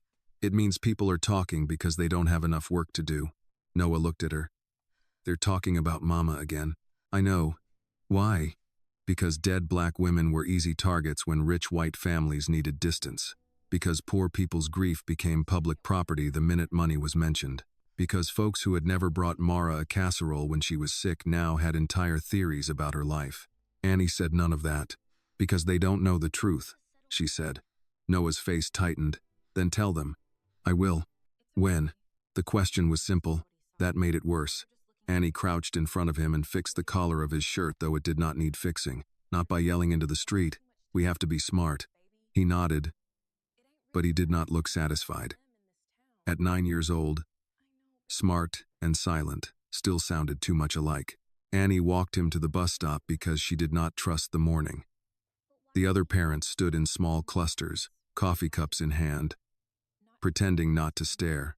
A woman Annie knew from the grocery store gave her a smile that folded at the edges. Not friendly. Curious. Noah kept close to Annie's side. When the bus came, he climbed the steps, then turned back. "You'll be here after school?" "If I'm not, Mrs. Alvarez will be, but I'll try." "You always say try when you mean maybe, and you always hear too much." He gave her a small wave and disappeared down the aisle. Annie waited until the bus pulled away, then stood on the curb longer than she needed to. Across the street, 2 women lowered their voices too late. At Cole's diner, the bell over the door sounded louder than usual. Annie stepped inside and felt conversation bend around her. The breakfast crowd was mostly older men, retirees, a few construction workers, 2 nurses from street, Agnes and Derek at the register pretending to sort receipts. Marvin Pike was back on his stool. Of course he was. Annie hung up her coat and tied on her apron. Her hands moved from habit. Knot at the waist. Order pad in pocket. Pen behind the ear. Coffee pot lifted from the warmer. She had learned that work did not wait for humiliation to pass. At booth 2, Mrs. Hennessy would not meet her eyes. "Morning," Annie said. "Coffee?" "Yes, please, honey." Honey. Yesterday it had sounded normal. Today it sounded like pity wearing perfume. At the counter, Marvin turned his mug in a slow circle. "Busy girl, Annie. Diner one day, Hawthorne car the next. Moving up." Annie poured coffee for a trucker and kept her voice steady. "You want a refill, Mr. Pike? I want to know if I should start being nicer to you now or wait till the check clears." A few men chuckled. One stopped when Annie looked at him. Derek came out from near the kitchen. All right, let's keep it friendly. Annie set the pot back on the burner. Friendly would have been useful yesterday. Marvin leaned back. Now don't get touchy. Folks are just wondering. Your mama had that old Blackwater story hanging around her for years. And now a Hawthorne shows up with money? Looks like something finally paid off. The diner quieted. Annie felt her mother's badge in her backpack under the counter. She felt the notebook. The torn page. Caleb Monroe's name. Eleanor's threat. Noah asking what settlement meant. She wanted to pick up the coffee pot and throw it through the front window. Instead, she said, "My mother is not your entertainment." Marvin's grin thinned. Then maybe don't put her business in the street. I didn't. Somebody did. Derek stepped closer, voice low. Annie, take 5. No. Annie. She turned to him. He can insult my dead mother in front of paying customers, and I'm the one who needs to take 5? Derek's face flushed. I'm trying to keep things from getting out of hand. They got out of hand when you decided silence was management. One of the nurses from Street Agnes looked down at her plate. The trucker at booth 4 muttered, "Girl's got a point," but not loud enough to cost him anything. Marvin lifted both hands. All I'm saying is, where there's smoke. There was poison, Annie said. The words came out before she could stop them. The room changed. Marvin blinked. What? Annie knew she had said too much. Not enough to prove anything. Just enough to feed the town another piece to chew on. Derek saw it too. Kitchen. Now. This time Annie went, because staying would not help. In the narrow hallway by the walk-in cooler, Derek turned on her. What are you doing? My job, until you decided my grief was bad for business. You cannot bring this Hawthorne mess in here. I didn't bring it. Your customers did. You need this job. Annie laughed, but it hurt. You think I forgot? I think you're making choices like someone who has backup. That stopped her. Derek lowered his voice. Do you? Do I what? Have backup? Because if Hawthorne money is coming, say so. I can't have reporters or lawyers or God knows who showing up here. So this is about the diner. Yes, Annie, this is my diner. No, Mr. Cole, it's your counter, your grill, your cash register. But it's my mother's name they're scraping off their shoes. He looked tired then, not cruel, which somehow made him smaller. I'm sorry about Mara. I am. But sorry doesn't keep a place open. Funny, that's what everyone keeps teaching me. Sorry doesn't pay. Truth doesn't pay. Decency doesn't pay. But silence sure seems to. Derek did not answer. Her phone buzzed in her apron pocket. The school's number lit the screen. Annie's stomach dropped. She answered before the second ring. This is Annie, a woman's voice, careful and professional. Miss Carter, this is Mrs. Bell from Ashford Elementary. Noah is all right, but there's been an incident. What kind of incident? He got into a fight on the playground. Annie closed her eyes. Is he breathing okay? Yes, he used his inhaler. The nurse checked him. He's upset, but stable. I'm coming. Derek's mouth tightened. Annie looked at him. Don't. I didn't say anything. You were about to. He looked away first. At the school, Noah sat outside the principal's office with a cold pack against his cheek and his backpack between his feet. His eyes were red, but he was not crying. A boy across from him, bigger by at least a head, had a split lip and the protected look of a child whose parents would be believed first. Noah saw Annie and tried to stand. She crossed the hall fast. Sit. Breathe. I'm fine. Don't start. Mrs. Bell, the assistant principal, came out with a folder. She was a white woman in her 40s with a voice trained to sound calm during unfair things. Miss Carter, thank you for coming. What happened? Mrs. Bell glanced toward the other boy. There was a disagreement. Noah muttered. He called Mama a liar. Mrs. Bell said. Noah reacted physically. The other boy looked at the floor. Annie turned to Noah. Did you hit him first? Noah's jaw worked. He said Mama lied so you could get money from rich people. He said maybe she died before she could spend it. Annie felt the hall tilt, but she kept her voice even. Did you hit him first? Noah looked at her, ashamed and furious.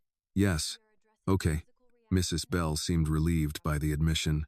We understand emotions are high at home, but Noah needs a stable environment and appropriate coping. Annie looked at her. Finish that sentence carefully. Mrs. Bell paused. Annie stood, suddenly aware of every adult in the office pretending not to listen.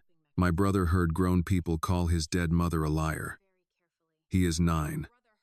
He was wrong to hit. I'll handle that. But don't sit behind that desk and make his pain sound like a behavior plan. Mrs. Bell's face colored. That is not what I meant. It's what you said. Noah stared at Annie like she had just done something dangerous and wonderful. A man in a work jacket came in then, the other boy's father. He looked at Annie, then at Noah, then at Mrs. Bell. My son says this kid jumped him. Annie turned. Your son called our mother a liar. The man shrugged. Kids repeat things. Yes, Annie said. They do. The words hung there long enough for him to understand them. Mrs. Bell cleared her throat. We're not assigning suspension today. I think a restorative conversation. No, Annie said. Excuse me? No restorative conversation where my brother has to sit across from a boy who learned cruelty at home and pretend both sides are equal. Noah will apologize for hitting. That's his part. Your part is making sure children don't use dead parents as playground weapons. Mrs. Bell had no quick answer. Noah whispered, I'm sorry. Annie looked down at him. I know. You're still apologizing to him before we leave. His face fell. You don't hit because people lie, she said. You stand longer than the lie. I was standing. I know. They kept laughing. The sentence broke her more than if he had cried. She took him home after the apology. He was quiet in the car, staring out the window with the cold pack in his lap. Are you mad? He asked. Yes. At me? A little. He nodded. Mostly at everybody else. He looked over. That's a lot of people. I've got room. That got the smallest smile out of him. When they reached Maple Row, Richard's car was parked at the curb. Annie almost drove past it. Richard stepped out before she could decide, holding a folder in one hand. His face changed when he saw Noah's cheek. What happened? Noah looked at him. People talk. Richard's eyes moved to Annie. She got out of the car. You said your sister knew. Now the whole town knows something. Not the truth. Just enough to make my brother bleed for it. Richard took that without defending himself. I'm sorry, Noah said. Do rich people only know those 2 words? Annie almost told him to be polite. She did not. Richard looked at Noah. Sometimes we learn them late. Noah considered that, then went upstairs with the apartment key. Annie waited until he was out of earshot. Why are you here? Richard lifted the folder. We found a current lead on Caleb Monroe. The cold around Annie seemed to sharpen. Where? Outside Youngstown. A rental under a different name. But the Social Security records match. He's alive. Annie looked up at the apartment window where Noah's small shape moved behind the curtain. Then she looked back at Richard. The town had laughed. The school had called. Derek had warned her. Eleanor had threatened her. And Caleb Monroe was alive. When do we go? Annie asked. Richard hesitated. Tomorrow morning, if you're ready. Annie thought of Noah's bruised cheek, Mara's torn notebook page, and the way lies traveled faster than working cars in a town like Ashford. I'm ready now, she said. Richard shook his head. Noah needs you tonight. That was the first thing he had said all day that sounded like he understood something. Annie looked away, hating that he was right. Tomorrow, she said. Richard nodded. Tomorrow. That night, after Noah fell asleep with the airplane blanket pulled to his chin, Annie sat at the kitchen table and opened Mara's notebook again. She read the torn line until the words stopped looking like words and became a door. If I disappear, ask about Caleb. Outside, Ashford kept talking. Inside, Annie began listening to the dead. Morning came with low clouds and a hard wind that pushed loose trash along Maple Row like the town was trying to sweep itself clean and failing. Annie packed Noah's lunch before he woke. 2 peanut butter sandwiches because he was growing. Apple slices gone, a little brown at the edges, and the last juice box from the pantry. She wrote his name on the paper bag even though he was too old for that, then crossed it out because she did not want anyone at school making him pay for one more thing. Mrs. Alvarez came over at 7:30 in a coat over her house dress, carrying a rosary in one hand and a grocery bag in the other. I brought eggs, she said. Annie opened the door wider. Mrs. Alvarez, you don't have to keep feeding us. I know, that is why it still counts. Noah came out rubbing his eyes. The bruise on his cheek had darkened overnight. Mrs. Alvarez saw it and made a sound under her breath in Spanish. "You win?" she asked. Noah blinked. "Mrs. Alvarez," Annie said. "What? If he got in trouble, I hope at least he won." For the first time since the school office. Noah smiled. "Kind of. Good. Now don't do it again." He nodded like that was fair. Annie checked his inhaler twice. Then Mrs. Alvarez's eyes caught the backpack by the door, the folder inside, the way Annie had braided her hair tight and put on the same good shirt from the library meeting. "You going after that man?" Mrs. Alvarez asked. "Caleb Monroe. I don't know him." "Neither do I." "That is not comforting." "No, ma'am." Mrs. Alvarez studied her. "You taking the rich one?" "Richard's driving." "Good. Let his car take the miles. Yours sounds like it prays before turning over." Noah looked up from tying his shoes. "Where are you going?" Annie had been ready for the question and still did not like it. "Ohio." "Today?" "Yes." "With Mr. Hawthorne?" "Yes." Noah's smile disappeared. "For Mama?" Annie crouched in front of him. "For Mama. And for us. What if the man doesn't talk? Then I ask better. What if he lies? Then I listen for where it bends." Noah thought that over. "Can I come?" "No. I knew that was coming. You have school. I got punched at school. You also punched back. So you're going." He looked away, jaw tight. Annie softened and touched his sleeve. "I need you safe today. That helps me." He hated being managed by love, but he nodded. Richard arrived a little after 8, in a dark sedan that looked too quiet for Maple Row. He did not honk. He parked at the curb and waited outside the car, hands in his coat pockets, while Annie walked Noah to Mrs. Alvarez's door. Noah looked Richard up and down. "You better bring her back." Richard did not smile. "I will." "That's not a rich guy promise, is it?" "No," Richard said. "That's mine." Noah accepted it with suspicion, which Annie considered wise. The drive out of Ashford began in silence. Annie kept her backpack at her feet, one hand resting on the zipper. Inside were Mara's notebook, the badge, Thomas Hawthorne's letter, the photograph from Blackwater Road, and copies of the witness statement. She had packed them like a person leaving with proof of identity after a fire. Richard took the highway west, past closed mills, storage lots, churches with letterboards, and farms sleeping under winter stubble. The radio stayed off. After 20 miles, the silence stopped feeling respectful and started feeling like another room someone had locked. Annie broke it. "Tell me what you found." Richard kept his eyes on the road. Caleb Monroe worked for Dunley Transport, the contractor hauling the chemical load that night. He was listed as an assistant driver, though my father's notes suggest he may have been the one who saw the second manifest before it disappeared. Assistant driver means what? Sometimes loading checks, sometimes paperwork, sometimes riding along because the primary driver had exceeded hours. Was he supposed to be on that truck? No, that's one of the problems. His name appears on an early internal memo, then vanishes from the final file. People don't vanish from paper by accident. No. Who made him vanish? I don't know yet. Annie looked at him. That answer gets old. It does. He handed her a printed sheet from the console. The address is a rooming house outside Youngstown, but he's using the name Carl Mason. Utility records match. So do partial employment records from a warehouse. Why change his name? Fear. Debt. Avoiding legal pressure. Maybe all three. Or Eleanor. Richard did not answer fast enough. Annie turned to the window. The trees along the highway blurred gray and black. For a while she watched them and tried to imagine Mara on Blackwater Road. Cold rain in her face. A 7-year-old Richard coughing into her blue scarf. Annie had spent her life thinking her mother's sadness came from ordinary disappointment. Work that did not pay enough. Men who did not stay. A body worn down too early. Now the sadness had a map, a road, a company logo, signatures, near the state line. Richard stopped at a gas station with a diner attached. Annie bought coffee, even though Richard offered. She paid with crumpled bills and made him watch her do it. You don't have to prove independence every time, he said when they got back in the car. She snapped the lid onto the cup.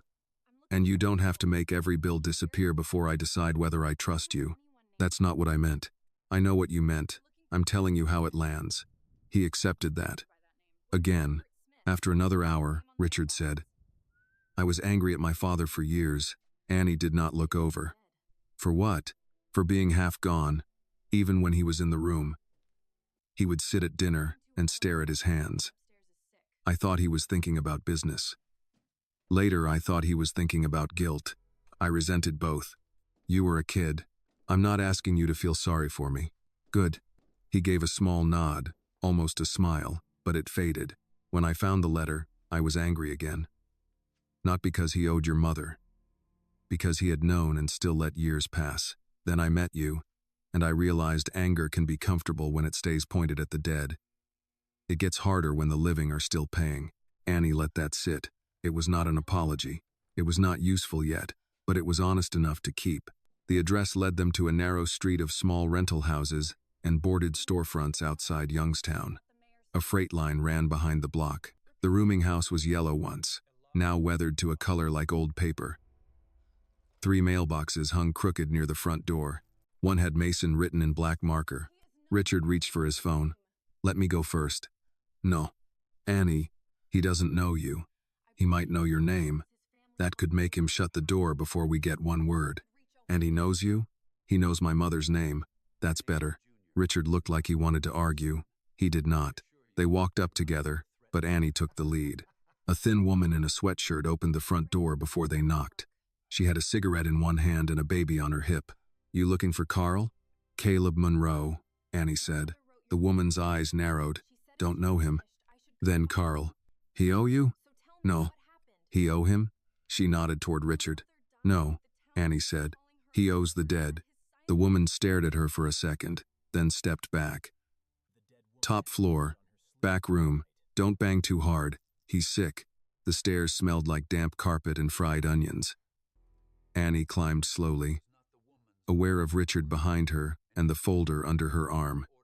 At the top, the hallway was narrow. A television murmured behind one door. Someone coughed behind another. Back room. Annie knocked. No answer. She knocked again. Mr. Monroe? Something moved inside. A chair leg scraped. Go away. The voice was thin and rough. Annie leaned closer to the door. My name is Annie Carter. Mara Carter was my mother. Silence. Then the lock turned, but the chain stayed on. The door opened 2 inches. One eye looked out, pale and wet with age. Say that again. Mara Carter was my mother. The eye shifted to Richard, and fear came so fast it was almost visible. No, the man said. No Hawthorns. He started to close the door. Annie put her hand against it. He's not why I'm here. Then why bring him? Because his family helped bury what happened to mine, and he owns a car that can make it to Ohio. The old man stared. Something like surprise moved through him. Richard said quietly, Mr. Monroe, I'm Thomas Hawthorne's son. I'm not here to threaten you. Caleb laughed, a dry, broken sound. They never start with threatening, Annie said. I read my mother's notebook. The laugh stopped. She wrote your name on a page someone tore out. If I disappear, ask about Caleb. Behind the chain, the man closed his eyes. Annie softened her voice, but not the truth.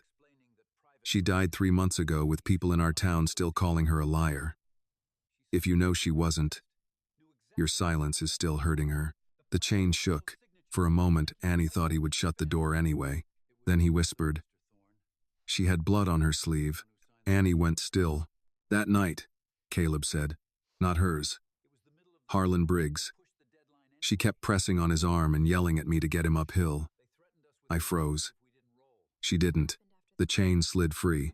Caleb Monroe opened the door. He was thinner than Annie expected, with gray stubble, sunken cheeks, and an oxygen tube looped behind his ears. The room behind him was small. 1 bed, 1 chair, pill bottles on a crate, a hot plate, old newspapers stacked under the window, a life reduced to what could be carried or hidden. He looked at Annie like he was seeing 2 people at once. You got her eyes, he said. Annie had heard that before, but this time it did not comfort her. Then look at them and tell me the truth. Caleb stepped aside. They entered. Richard stayed near the door until Caleb pointed at him with a shaking finger. You sit where I can see your hands. Richard sat. Annie remained standing. Caleb lowered himself into the chair, breathing hard from the effort. He looked at the folder under Annie's arm. What do you already know? That Blackwater road wasn't just weather. The truck was overloaded. The manifest changed. My mother saw it. You saw it too. Caleb's face folded inward. Yes, he said. The word was small. It still filled the room. Annie held the back of the chair to steady herself. Tell me the part they tore out. Caleb looked toward the window where the tracks ran behind the house. For a long moment, only the oxygen machine hummed. Then he said, Your mother saved more than the Hawthorne boy. That's what they hated most. If she'd only saved Thomas and Richard, they could have bought flowers and called her brave in private. But she saw the paperwork. She saw the second manifest. And she saw who ordered that truck out. Richard leaned forward. Who? Caleb looked at him with old contempt. Your aunt. The room went cold. Eleanor signed the rush order, Caleb said. Storm coming, deadline closing, penalties if the shipment missed the transfer. Driver said brakes were soft. I heard him. I was there when he called it in. They told him to roll. Richard's face had gone ashen. Annie asked, And after? After, your mother wouldn't change her story. Not at first. She kept saying people had a right to know what was in the air. Then they brought lawyers. Said if the company fell, workers would lose pensions. Said families would suffer. Said she'd be blamed for panic. Then they offered her school money, protection, a job later. Thomas was in the room for some of it. He looked sick, but he let them talk. Annie's voice was barely there. Why did she sign? Caleb looked at her. Because they told her if she didn't, they'd say she stole drugs from Street Agnes. Annie felt the floor leave her and come back wrong. No, they had a report drafted. False, but official enough. Said she had access. Said she was unstable after the incident. Said she made claims to cover herself. Richard whispered, Jesus. Caleb snapped, Don't bring him in late. Annie's hand went to Mara's badge inside her backpack. My mother signed to keep from being called a criminal. She signed to keep you fed, Caleb said. She was pregnant, or close to knowing. I don't know which. But she told me she couldn't fight men who could make a child hungry before it was born. Annie turned away because if she looked at either man, she might break something. Caleb coughed hard into a handkerchief. When it passed, he reached under the mattress and pulled out a small metal box. I kept what I could, he said. Coward's collection. Inside were 2 cassette tapes, a folded copy of a manifest, and a Polaroid of the overturned truck. Caleb picked up one tape. Thomas came to me years later, wanted me to sign a statement, said he was putting things right. I didn't trust him, so I recorded him. Then Eleanor's people found out. I ran again. He handed the tape to Annie, not Richard. Why keep it all this time? She asked. Caleb's eyes filled, but the tears did not fall. Because your mother stood in poison while I stood in fear. Keeping proof was the smallest brave thing I could manage, and I still managed it too late. Annie looked at the tape in her hand. It felt heavier than any envelope. What's on it? Caleb looked at Richard, then back at Annie. Thomas Hawthorne saying the promise out loud. Your mother's name, your name, if she ever had a daughter, the school fund, the medical help, the admission that Eleanor buried it. Richard closed his eyes. Annie did not. She had spent too much of her life with other people asking her to look away. Will you say this publicly? She asked. Caleb flinched. There it was, the old fear, still alive. Annie could have been angry. She was, but beneath it she saw the oxygen tube, the shaking hands, the room that looked like punishment stretched over years. My mother is dead, she said. You're alive. That means you can still choose what your silence means. Caleb stared at the metal box. I don't know if I have the strength. Annie leaned down until he had to meet her eyes. Then borrow hers. The old man covered his face with one hand. Richard stood slowly. Mr. Monroe, if Eleanor comes after you, she comes through me first. Caleb lowered his hand. That's supposed to comfort me? No, Richard said. It's supposed to be on record.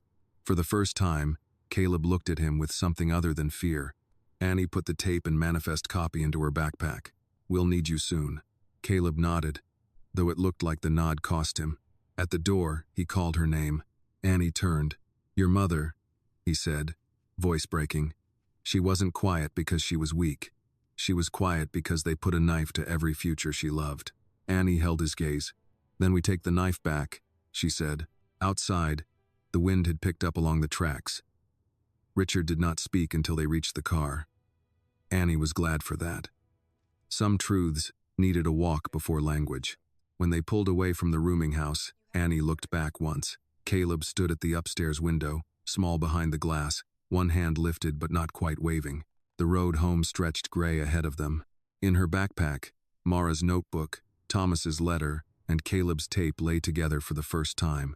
The dead had finally found a witness who could still breathe. They had driven nearly 20 miles before Richard said anything. "I knew Eleanor was involved," he said, both hands on the wheel. "I knew she hid the letter. I knew she pressured the attorneys. But signing the rush order after a brake complaint..." He stopped there. Annie watched the gray highway unspool ahead of them. She had the tape in her backpack, but she kept one hand on the zipper like it might vanish if she trusted the world too much. "You sound surprised." "I am. That must be nice." Richard glanced at her. "To still have room for surprise," she said. "Some of us ran out early." He took the words without arguing. The car moved past bare fields, old barns, gas stations with flags snapping hard in the wind. Annie looked at every passing truck and wondered how many lives had been decided by someone at a desk saying the weather could wait, the brakes could wait, the workers could wait, the woman on the road could wait. Mara had waited. That was the part Annie could not get around. Her mother had waited for Thomas Hawthorne to become brave, waited for a promise, waited for someone with power to decide that truth mattered more than comfort. Then she had waited so long that waiting became work, became poverty, became a bad file, became a tired heart. Richard pulled into a rest stop halfway back to Ashford. "We should copy the tape before we go farther." Annie looked at him. "Here, my car has a digital recorder in the trunk. My father kept old equipment. I brought it in case Caleb had something like this." "You planned for proof." "I hoped for it." "That's different." "Yes." He parked away from the other cars. The sky had dropped lower, and the air smelled like wet leaves and diesel. Annie stood beside him while he opened the trunk and took out a small recorder, cables, and a battery pack from a padded case. It looked absurdly neat, like even emergency had been organized by money. "Who else knows we have this?" Annie asked. "No one. Keep it that way. I intend to. That's what your father probably said." Richard paused with the cable in his hand. Annie did not apologize. He set the recorder on the trunk liner and inserted Caleb's tape into a small player. "You should hear it before anyone else does." "I heard enough in that room." "No," he said quietly. "You heard what Caleb said was on it. That is not the same as knowing." She hated that he was right. They sat in the car with the engine off while Richard pressed play. At first, there was static, then the sound of a man breathing too close to the microphone. Caleb's younger voice came through, nervous and low. "State your name." Then Thomas Hawthorne, older but not yet frail. Thomas Everett Hawthorne. Date? The 14th of March, 2016. Annie felt the year settle in her. She had been 10 then. Noah had been a toddler. Mara had already been working nights at Cole's Diner and mornings cleaning offices. By 2016, the promise had already been late enough to rot. Caleb's voice shook. "Tell me why you came." Thomas answered slowly, like every word cost him but not as much as silence had. "I came because Mara Carter saved my son, saved me, and saved men my company endangered. I came because my family buried her name under a statement we coerced her to sign. I came because the fund I established for her future and for any child of hers was diverted, delayed, and hidden by people who believed she would stay too poor to fight and too proud to beg." Annie looked straight ahead through the windshield. A family in a minivan pulled into the next row. A little girl jumped out holding a stuffed rabbit by one ear. Ordinary life again, passing within feet of a dead man telling the truth. The tape continued. Eleanor argued that compensation would imply liability. She argued that public recognition would invite investigation. She argued that Mara was unstable, ambitious, and potentially dangerous to the company. I signed off on delays. I told myself I was preserving jobs. In truth, I was preserving my name. Caleb's voice cut in. "Did Mara lie in her statement?" "No." "Did she see the second manifest?" "Yes." "Did she warn you the tanker was overloaded?" "Yes." "Did Eleanor know the brake complaint had been filed before the truck rolled?" A long silence. Then Thomas said, "Yes." Annie closed her eyes. Richard made a sound beside her, not quite a breath. His face had gone stiff, but his eyes had changed. Whatever part of him had still been hoping for some softer version of Eleanor lost it there. Caleb asked, "What did you promise Mara Carter?" Thomas answered without hesitation. "Tuition, nursing training, employment protection, medical coverage if exposure caused harm. A trust for any child she had or would have, because she refused personal money and said if we were truly sorry, we should make sure no child of hers ever had to choose between school and survival." Annie's hand went to her mouth. Her mother had not asked for a house, not jewelry, not a payoff. She had asked for a door for a child she had not yet met. The tape hissed. Caleb asked, "Did that trust exist?" "Yes." "Where is it?" "Controlled through the Hawthorne Foundation under a restricted education account." Eleanor froze it, then reclassified it after Mara stopped pressing. Why did Mara stop pressing? Thomas's voice broke for the first time. "Because we made pressing dangerous."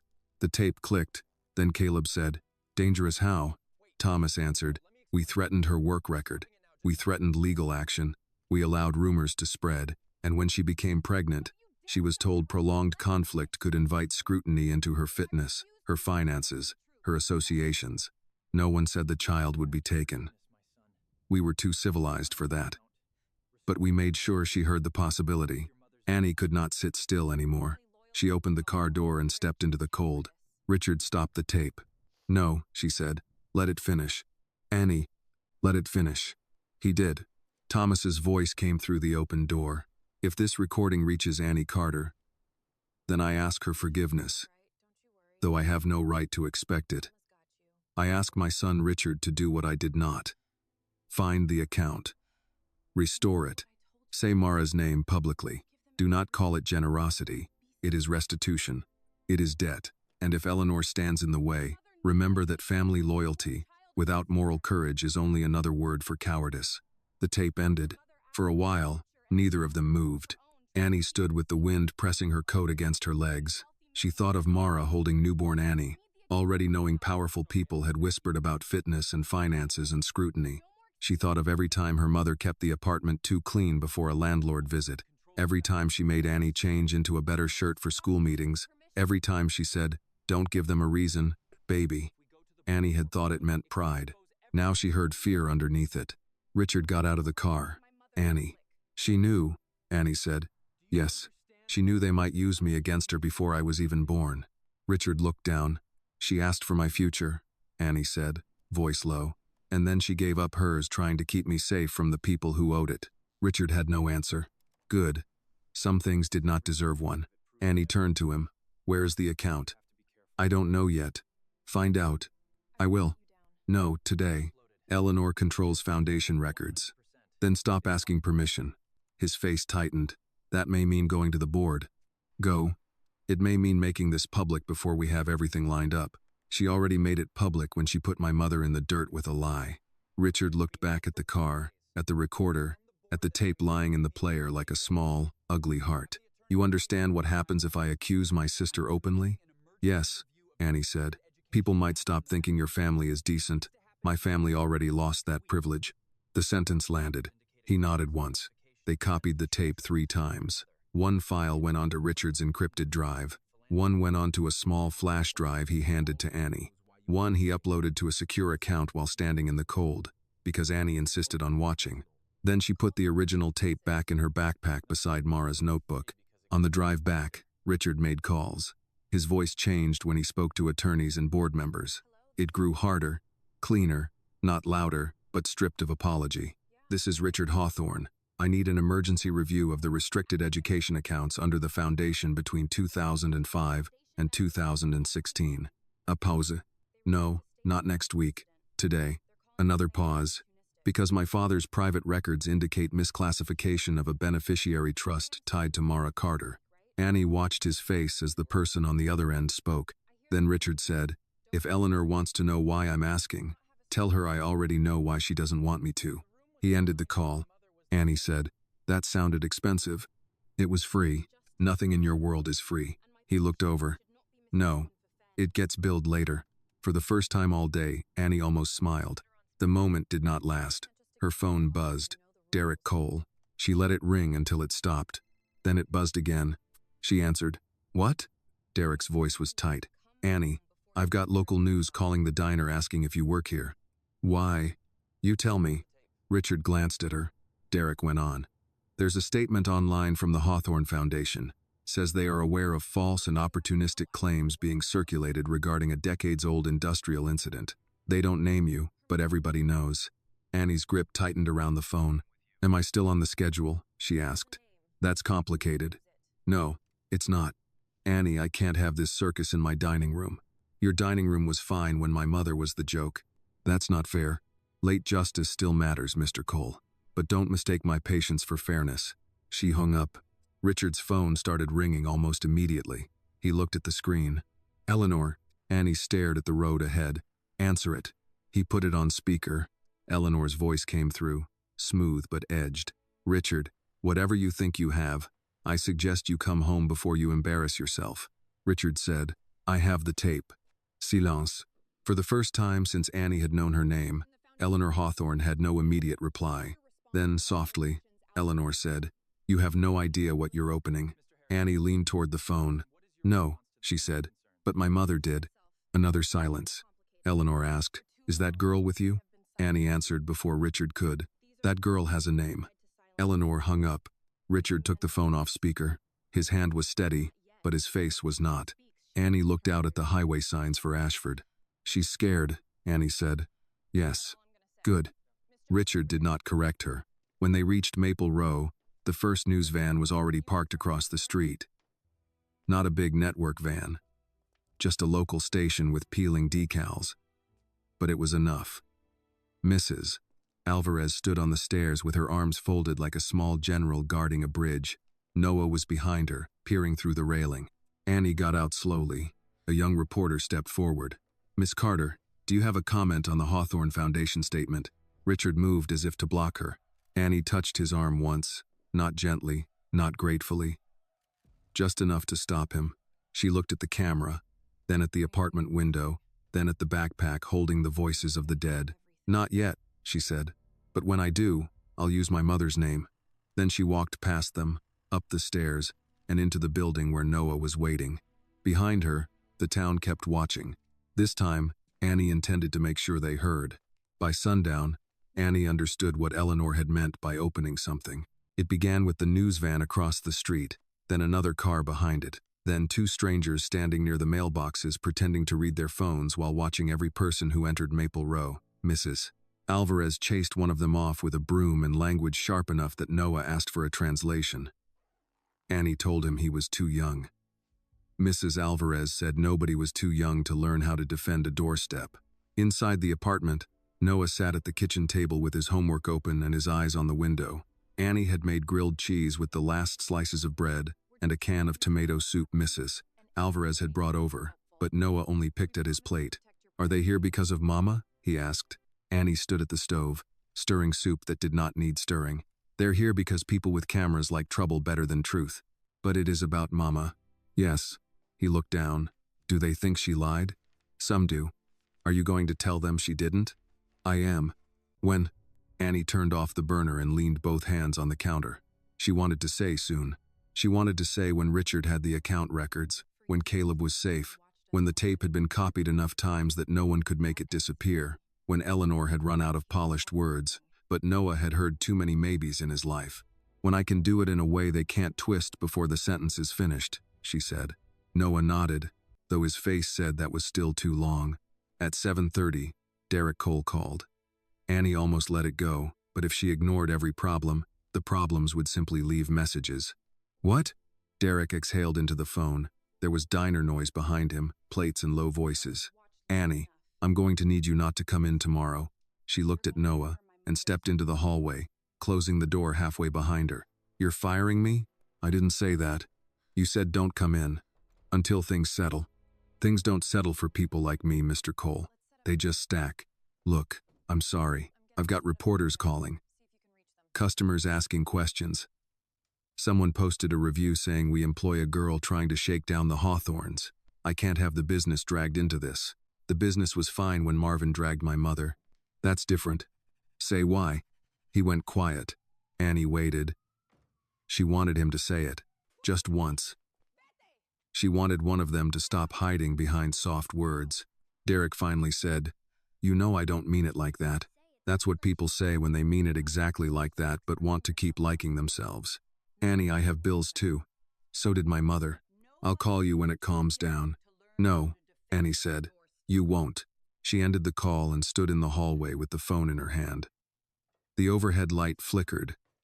From 2B, a television laugh track spilled through the door. Life went on around ruin with no manners at all. When she stepped back inside, Noah looked up. "You lost the diner?" Annie put the phone on the counter. "For now." "That means yes." "It means for now." He pushed his plate away. "Because I got in trouble?" "No." "Because of Mr. Hawthorne?" "Noah." "Because of Mama?"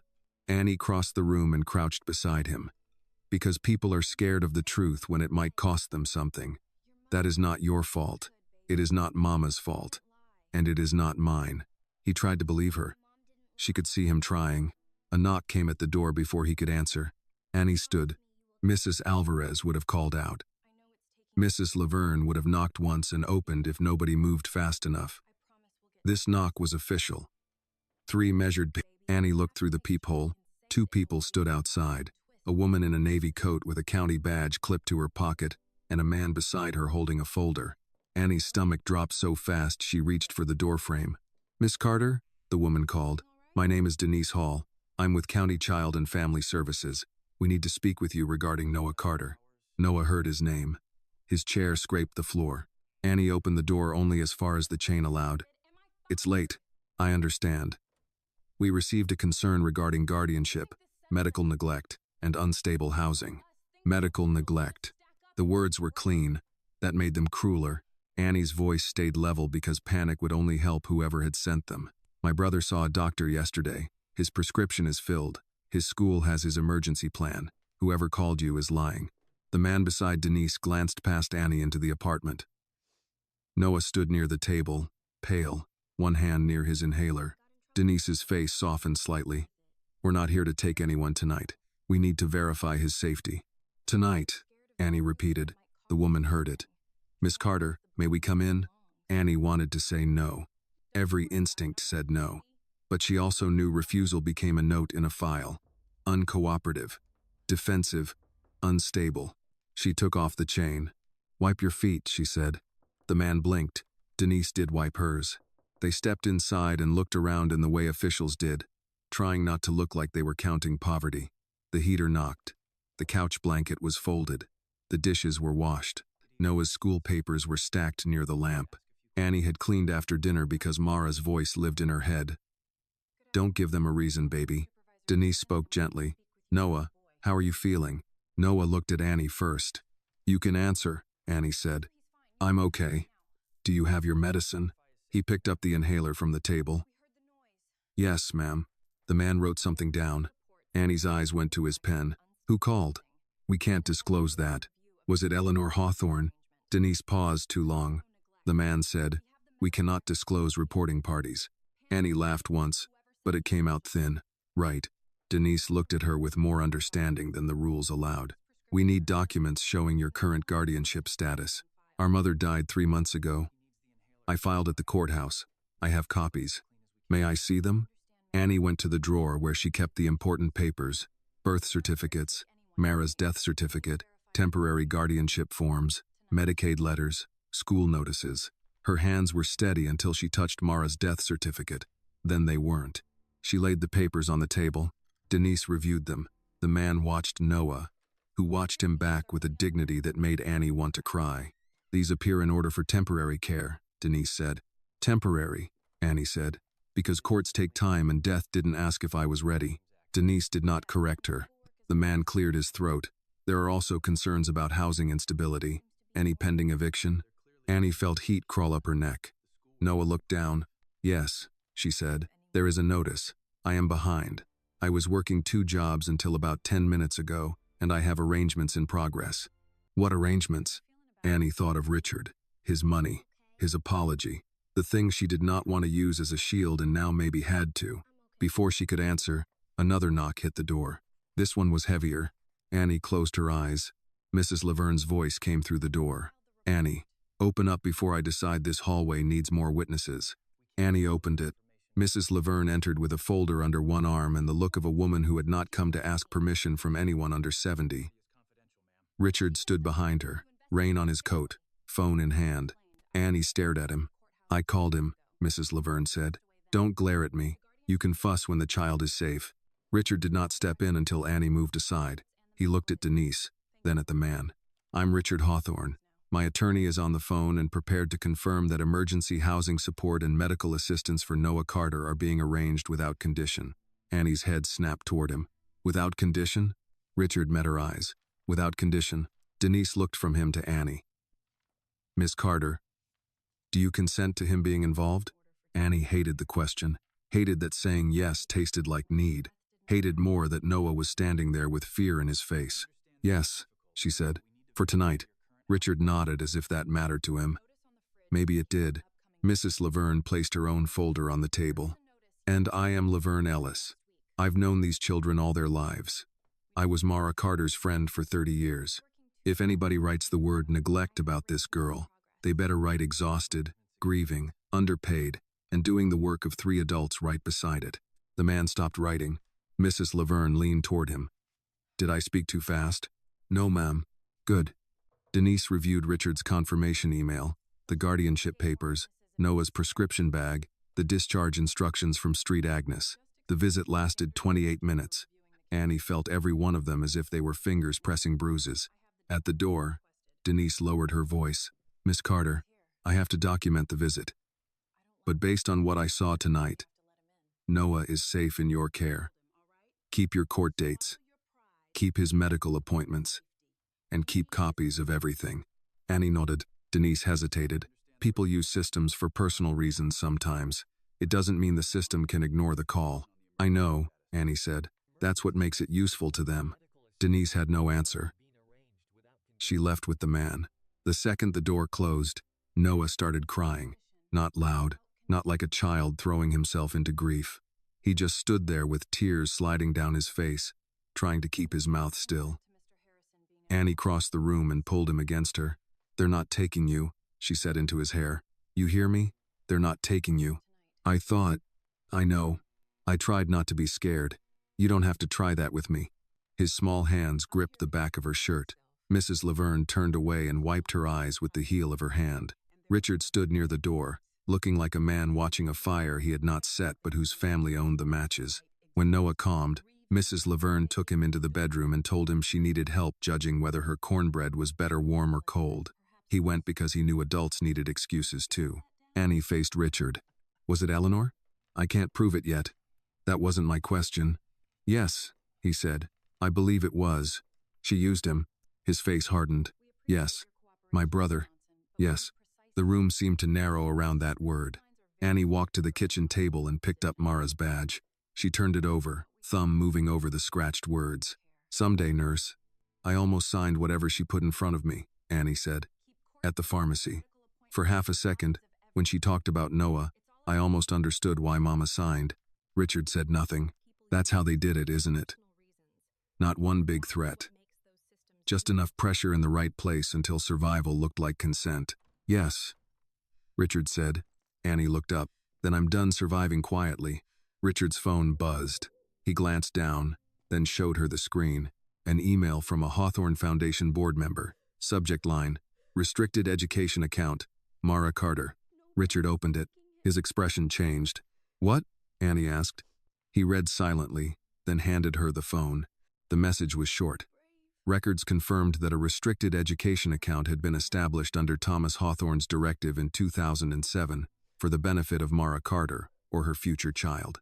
In 2011, the account had been reclassified into a discretionary foundation reserve by authorization of Eleanor Hawthorne. Annie read it twice. Future child. She was the future child. The room went quiet, except for Noah's faint voice from the bedroom telling Mrs. Laverne warm cornbread was better because cold cornbread was just sad bread. Annie held the phone out to Richard. You have what you need now. Richard looked at the email, then at the bedroom door, then back at Annie. Yes. Then why do you look like that? Because if we release this, Eleanor will escalate. Annie laughed, and this time there was no fear in it. She sent child services to my door. What is escalation, Mr. Hawthorne? Taking the oxygen from the room? Richard's face darkened. Annie stepped closer. Your father said family loyalty without moral courage is cowardice. Which one are you choosing? He did not answer quickly. She respected that more than a fast promise. Then he said, moral courage. Good. Prove it. By 10 o'clock, Richard had called 2 attorneys, 1 board member, and a retired judge who had once advised the foundation, Mrs. Laverne stayed at the table with Annie, listening while Noah slept at last. The plan formed in pieces. A public statement was no longer enough. Eleanor controlled statements. She controlled donors, board language, quiet corrections. They needed a setting where documents could be entered, questions asked, cameras present, and Eleanor unable to turn the whole thing into gossip before proof arrived. Richard proposed an emergency board hearing with press access. Annie said that sounded like rich people talking to rich people. Mrs. Laverne said, then bring the courthouse into it. By midnight, they had settled on a county press hearing tied to a petition for review of the Hawthorne Foundation account. Richard's attorneys would file by morning. Caleb would be asked to testify. The tape would be authenticated. The account records would be submitted. Annie would speak if she chose. If I choose? Annie asked. Richard looked at her. It should be your choice. She thought of Noah crying silently. Mara signing a statement because they had made hunger and custody and criminal lies crowd around her unborn child. Eleanor in the Lincoln, saying privacy like it was dignity. I choose, Annie said. Mrs. Laverne nodded once, proud but sad. Then get some sleep. Annie looked at the papers spread across the table. I don't think I can. You don't have to sleep good. Just lie down and let your body know you haven't abandoned it. After Richard left, Annie checked the lock twice, then a third time. She stood in Noah's doorway until she heard the rhythm of his breathing settle. The apartment was still poor. The rent was still late. Her job was gone. The town was still talking. But on the kitchen table lay proof that Mara Carter had not imagined the door. It had existed. It had Annie's name on it before Annie knew how to walk, and Eleanor Hawthorne had locked it from the other side. By morning, Annie's body felt like it had slept with one eye open. She woke on the couch before the alarm, still in yesterday's shirt, one hand curled around Mara's badge. The apartment was quiet except for the refrigerator humming and Noah breathing through the cracked bedroom door. For a few seconds, she let herself lie still and pretend the day had not found her yet. Then her phone buzzed on the floor. Richard, filing is done. Hearing requested for tomorrow afternoon. Press access likely. I need to speak with you before Eleanor does. Annie read it twice. Tomorrow afternoon. That was how fast the world moved when rich people pushed paper. Her mother had waited years for one door to open. Richard made 3 calls and got a hearing in a day. Annie did not know whether to feel grateful or furious, so she chose neither and sat up. Noah came out rubbing his eyes, hair flattened on one side. Are they coming back? Child services? He nodded. Not today. You promise? Annie hated how many promises poverty made dangerous. I promise they don't have a reason to. That's not the same. No, she said. It's the honest version. He accepted that with a tired nod and climbed into the chair. Annie made toast from the heels of the bread and scrambled the eggs Mrs. Alvarez had brought. Noah watched her crack them into the pan. We're eating rich today, he said. Don't get used to it. I won't. My stomach might. She smiled, but it faded when she saw the bruise on his cheek. She reached out and touched the edge of it gently. Still hurt. Only when I remember why it's there. Annie set the spatula down. I'm sorry. You didn't call Mama a liar. No, but I put you close to the fight. He looked at her with the plain seriousness of a child who had run out of childish answers. I was already in it. I just didn't know the name. Before Annie could answer, Mrs. Laverne knocked once and came in carrying a garment bag over one arm and a covered dish in the other. I brought breakfast. We made eggs, Noah said. Then I brought better breakfast. Mrs. Laverne set the dish on the counter and gave Noah a look. You eat both. You look like a strong breeze could put you in another county. Noah lifted the lid. Biscuits? And sausage gravy. Don't tell my doctor. I won't if you don't tell Annie I ate too. I hear everything, Annie said. Mrs. Laverne turned to her. Good. Then hear this. You're not going to that hearing looking like you spent the night wrestling thunder. Annie glanced at the garment bag. What is that? Your mother's navy dress. The room changed. Annie stared at the bag. You had that? She left it with me after your high school graduation. Said she wanted it cleaned for when you needed to stand somewhere important. My graduation was important. She knew there'd be another kind. Annie did not move. Noah looked between the two women, sensing he should be quiet. Mrs. Laverne laid the garment bag across the couch and unzipped it. The dress was simple, dark navy, knee-length, with a small collar and careful seams. Not fancy, not new, but it had Mara in it somehow. Practical, dignified, ready to walk into a room that might not welcome her. Annie touched the sleeve. I can't wear this. Yes, you can. It was hers. That's why. Annie shook her head. If I wear it, everybody will look at me like I'm trying to make some kind of show. Mrs. Laverne's eyes narrowed. Child, they are already making a show of your life. You might as well choose the wardrobe. Noah grinned around a biscuit. Annie gave him a look. He lowered the biscuit but kept smiling. A knock came again, and this time Richard stood outside with a cardboard coffee tray in one hand and a folder in the other. He looked at Mrs. Laverne first, as if he understood she controlled the room by seniority. Good morning, Mrs. Ellis. That depends on what you brought. Coffee. It improved. He stepped inside only after Annie nodded. He placed the tray on the counter and gave Noah a small paper bag. Blueberry muffin, Richard said. No nuts. I checked. Noah eyed him. Is this charity? Richard looked at Annie, then back at Noah. It's breakfast. If you don't want it, I'll eat it. Noah took the bag. You probably never had gas station muffins. I've had worse. No, you haven't. Richard almost smiled. Probably not. The small exchange settled something in the room. Not enough to make trust, but enough to make breathing easier. Annie pointed to the folder. What now? Richard opened it on the table. The petition is filed. The hearing is tomorrow at 2 at the county courthouse annex. Officially, it's a review of misclassified restricted funds within the Hawthorne Foundation. Unofficially, every reporter within 50 miles will understand there's more. Eleanor? She released another statement this morning. Of course she did. He slid his phone across. Annie read the headline from a local site. Hawthorne Foundation denies allegations, warns against exploitation of family tragedy. She did not read the rest. Family tragedy. Whose family?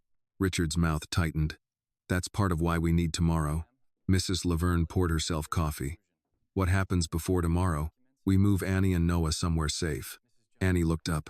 No. Richard did not seem surprised. Hear me first. I heard enough, Mrs. Laverne said. Hear him anyway, then argue better. Annie folded her arms. Richard spoke carefully. After last night's call to child services, Eleanor showed she's willing to pressure your home life. Reporters are outside. Your landlord has already received inquiries. My attorney believes another complaint could come before the hearing. My landlord? Richard hesitated. He sent a notice this morning. Immediate payment demand. 48 hours. Annie's face went hot. How do you know that before I do? Because he copied the foundation's legal office. I think someone encouraged him. Noah stopped chewing. Annie turned away from him. She could handle being humiliated in front of Richard. Not Noah. Richard continued, softer. I have arranged a temporary apartment near Mrs. Laverne's church. 2 bedrooms. Nothing extravagant. It's leased through a housing nonprofit. Not my personal account. You don't have to stay past the hearing. You don't have to sign anything beyond occupancy paperwork. No conditions. No conditions, Annie repeated. No silence agreement. No release. No settlement. No control. She looked at Mrs. Laverne. The old woman set down her cup. A roof is not a bribe when someone else helps steal the one you had. Annie's eyes stung. Everybody keeps making that sound simple. It is not simple. It is necessary. I can't just leave. You can come back for your things, Richard said. Security can. No security. Annie's voice snapped. I'm not living like some scandal being escorted. All right. No cameras. I'll handle the press. Noah stays in school. We can arrange transportation. I said he stays in school, not becomes a Hawthorne project. Richard took that in. Understood. Noah slid off his chair. Do I get my airplane pictures? Annie turned. Baby, I'm asking because if we go somewhere I need them. The blue one with Mama too. The practical sadness in his voice settled the argument better than any adult could have. Annie looked around the apartment. The cracked window frame, the heater that knocked, the table with one short leg folded with cardboard underneath, the couch where she had slept since Mara died, the walls that had held them and failed them by turns. This was home. It was also a place Eleanor had found too easily. Annie lowered herself into a chair. "I hate this." Mrs. Laverne came behind her and rested a hand on her shoulder. "You can hate a thing and still use it to keep a child safe." Richard's voice was quiet. "Annie, I can't undo what was done to your mother today, but I can stop pretending you should fight from a leaking apartment while my family uses the leak against you." She looked at him then, really looked. For once, he did not seem like a man offering rescue. He seemed like a man finally understanding the shape of the harm. "If I go," Annie said, "it does not mean I trust you. I know. It does not mean I owe you. I know. It does not mean this is kindness." Richard held her gaze. "It's owed," Noah whispered. "Like the letter said." Annie closed her eyes for 1 second.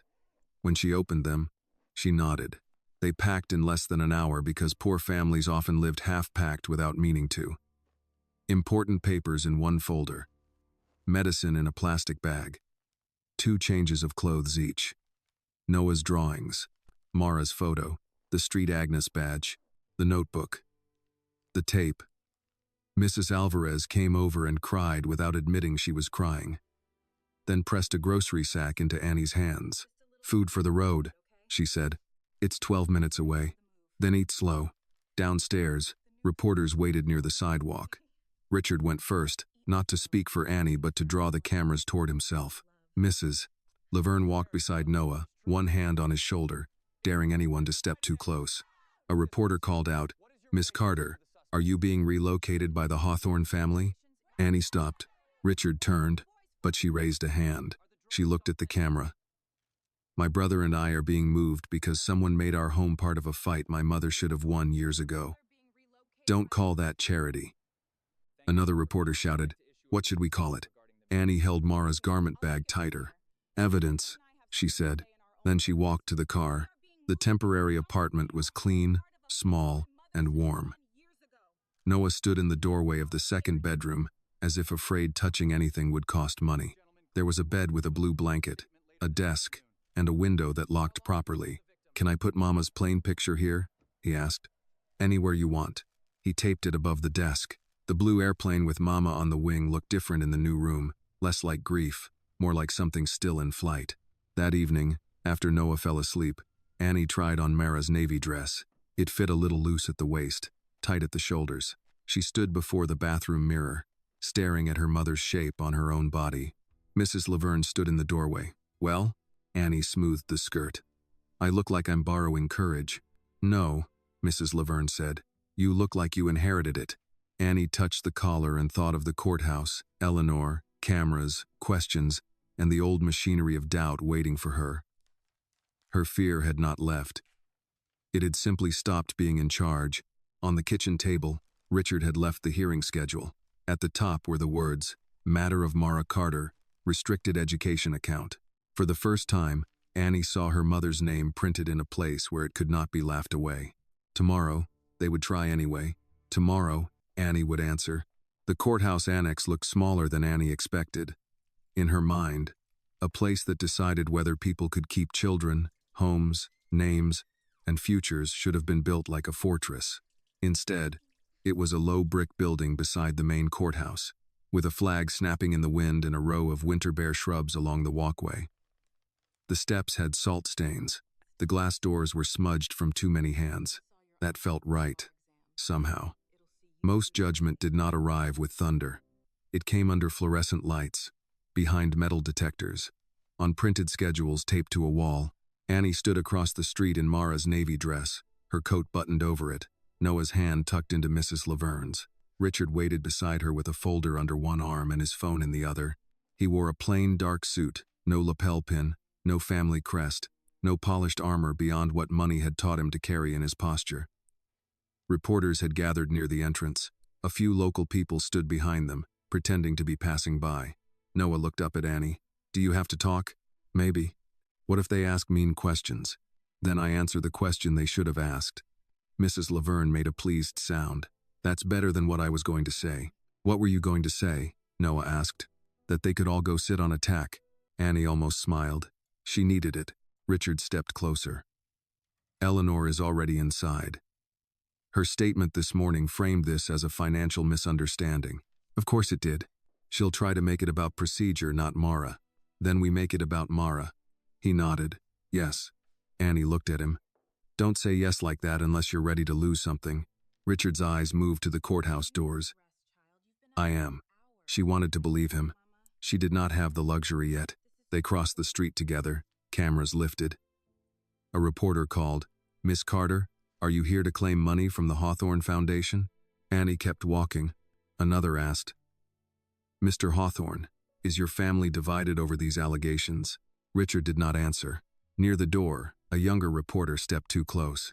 Miss Carter, do you believe your mother was silenced because she was black? Annie stopped then. Richard stopped with her. The reporter looked startled, as if he had not expected the question to land. Annie turned toward the microphone. I believe my mother told the truth in a town and a system that were willing to doubt a poor black woman if doubting her protected powerful people. You can decide what name fits that. The cameras held on her face. No one followed up. Inside, the hallway smelled of paper, old coffee, and wet coats. The hearing room was already crowded. Folding chairs lined the back wall. A county clerk moved quickly between tables. At the front sat 3 board representatives, a county review officer, and a court reporter. This was not a trial, Richard had explained. It was a public review tied to the foundation account and petition, but Annie knew better than to trust names. A room with microphones, lawyers, and people deciding whether a dead woman mattered was a trial in every way that counted. Eleanor Hawthorne sat at the right table in a pale gray suit, her hair pinned smooth, her face composed. 2 attorneys sat beside her. She did not look at Annie first. She looked at Richard, like he was the disappointment. Then her eyes moved to Annie's dress. Something flickered there. Recognition, maybe. Annie hoped so. Richard leaned toward her. You all right? No. Do you need a minute? No. Mrs. Laverne took the seat behind Annie, with Noah beside her. Back straight, she murmured. Annie sat. The review officer, a woman named Patricia M. Doyle, called the hearing to order. She was in her 60s, with silver hair cut short and reading glasses low on her nose. Her voice had the dry patience of someone who had heard every kind of evasion and charged none of them rent. This matter concerns a restricted education account established under directive of Thomas E. Hawthorne, later reclassified by the Hawthorne Foundation. We are here to determine whether that reclassification was proper, whether the named beneficiary or beneficiary class was unlawfully deprived, and whether additional inquiry is warranted into related documents. Eleanor's attorney stood first. He was polished, narrow-faced, and careful with his hands. Madam Review Officer, the Hawthorne Foundation maintains that any account in question was lawfully managed within its discretionary authority. What we have here is a tragic misunderstanding fueled by grief, old family papers, and unverified claims regarding an industrial incident nearly 2 decades old. Annie felt Mrs. Laverny shift behind her. The attorney continued, Miss Carter's circumstances are sympathetic. No one disputes that. But sympathy cannot rewrite corporate records, nor can emotion transform a charitable reserve into a personal entitlement. Richard stood before Annie could speak. This is not generosity, he said. This is debt. The room went quiet enough for Annie to hear the court reporter's keys stop for half a second, then begin again. Richard placed the first folder on the table. My father created the account. The original directive names Mara Carter and any future child of hers as intended beneficiaries. The account was later reclassified without notification, without consent, and against my father's written instruction. Eleanor's attorney rose. Mr. Hawthorne is not counsel of record. No, Richard said. I'm the son of the man whose signature your client buried under procedure. The review officer looked over her glasses. Mr. Hawthorne, you will have time to submit documents. Keep to the process. Yes, ma'am. Annie noticed the ma'am. Not polished, not false. His voice had changed. The attorney began again. But Richard's lawyer submitted the account records. Thomas's directive, the reclassification approval bearing Eleanor's signature, and the later internal memo calling the Carter matter sensitive due to reputational exposure. The words appeared on a screen at the front of the room. Reputational exposure. Annie stared at them until they blurred. That was what Mara had been to them. Not a woman, not a mother, not the person standing in poison and rain. Exposure. Eleanor finally spoke. Her voice was calm, but Annie could hear the strain under it. The foundation managed many accounts during that period. Reclassification was not uncommon. Thomas was ill, sentimental, and at times inconsistent in his private intentions. Richard turned toward her. He was not inconsistent when he recorded himself. Eleanor's face changed before she could stop it. The review officer looked up. "There is a recording?" Richard's lawyer stood. "Yes. A copy has been submitted for authentication. With the officer's permission, we request a relevant excerpt be played." Eleanor's attorney objected. The officer allowed the excerpt for preliminary review, not final evidentiary finding. Annie did not care what they called it. The tape was played. Thomas Hawthorne's voice filled the room. "Mara Carter saved my son. If my family lets her child grow up without a future, then every dollar we make after this is stolen." Noah's hand found the back of Annie's chair. The tape continued just long enough for the room to hear Thomas name the trust, the promise, and Eleanor's role in freezing it. When it stopped, there was no dramatic gasp. Real shame did not always make noise. Sometimes it made people look at their shoes. Eleanor's attorney rose. "An elderly man's private guilt is not proof of legal obligation." Annie stood. Richard looked at her, but did not stop her. The review officer said, "Miss Carter, you are not required to speak at this time." "I know." Her voice sounded steadier than she felt. She walked to the microphone. It was too high. She lowered it herself. The small metal click echoed. "My mother's name was Mara Carter," she said. "Not a matter, not an exposure, not a misunderstanding. Mara Carter." Eleanor looked straight ahead. Annie went on. "She worked at Street Agnes. She wanted to be a nurse. She carried a badge in her pocket and scratched. Someday, nurses on the back of it because she still believed in a future before people in this room's world taught her what a promise was worth when nobody was watching. She pulled the badge from her pocket and held it up, not for drama, for proof of a person. She signed a statement because she was threatened. She stayed quiet because people made silence look like the only way to keep her child safe. I know that now because last night someone called Child and Family Services on my 9-year-old brother after I refused to disappear quietly." A murmur moved through the room. The review officer looked sharply toward Eleanor's table. Eleanor did not move. Annie's voice tightened, but did not break. "So don't talk to me about emotion like it's a dirty thing. Emotion is not why my mother lost her job. Emotion did not reclassify that account. Emotion did not hide a letter. Emotion did not teach this town to call a brave woman unreliable. People did that. People with names." A reporter in the back raised a hand, forgetting where he was. The officer ignored him. Eleanor finally turned her head. "Miss Carter, no one here wished harm on your family." Annie looked at her. "That must be comforting," Annie said. "To think harm needs wishing before it counts." Eleanor's mouth closed. Richard's lawyer then called Caleb Monroe by video link. His face appeared on the screen, pale under bad rooming house light. Oxygen tube visible. He raised his right hand and swore to tell the truth. His voice shook at first, but steadied when Annie stepped where he could see her. Caleb confirmed the second manifest. The break complaint, Mara's warning, Eleanor's rush order, the threats against Mara's work record. He did not decorate it. He did not ask to be forgiven. He just told the truth like a man laying stones on a grave. When Eleanor's attorney pressed him, Caleb leaned closer to his camera. "I was a coward," he said. "That does not make her a liar." No one spoke for a moment after that. Then the review officer called a recess. The room broke into whispers. Reporters moved fast. Eleanor's attorneys bent toward her, talking low. Richard stood beside Annie but left space between them. Noah came up and hugged Annie around the waist. "You said Mama's name," he whispered. Annie put one hand on his head. "Yes." "Did they hear?" She looked across the room at Eleanor Hawthorne, who for the first time did not look certain of the floor beneath her. "Yes," Annie said. "I think they did." The recess lasted 15 minutes on paper and a lifetime in Annie's chest. People stood, stretched, whispered, checked phones, and pretended the room had not changed shape. Reporters gathered near the back wall, speaking into small microphones. A county clerk replaced a water pitcher at the front table. Eleanor Hawthorne remained seated, Her attorneys bent close on either side of her, their voices low and quick. She did not look at Annie now. That told Annie more than eye contact would have. Mrs. Laverne guided Noah back to his seat and gave him a peppermint from her purse. "For your nerves," she said. "I'm not nervous," Noah whispered. "Then save it for mine." Annie stood near the side wall with Mara's badge in her palm. The tiny scratched words on the back had warmed from her skin. "Someday, nurse."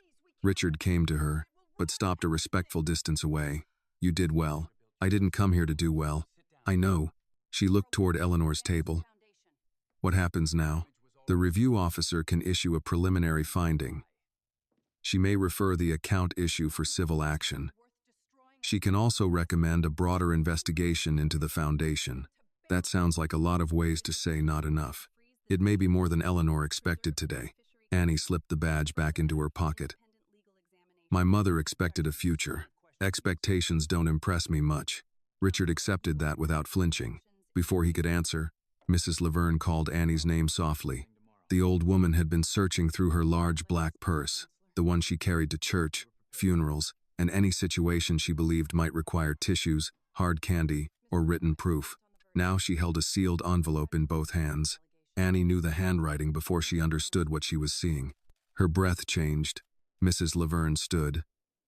"I was going to give this to you at home. After. But some truths get stronger when they stop hiding in kitchens." Annie did not move. Noah looked up. "Is that from Mama?" Mrs. Laverne nodded once. "Yes, baby." The room had not been called back to order yet, but people near them noticed. Silence spread in small rings. Annie took the envelope. Her name was written across the front. "Annie, when you are old enough to hate me for silence." The words struck her harder than Thomas Hawthorne's letter had.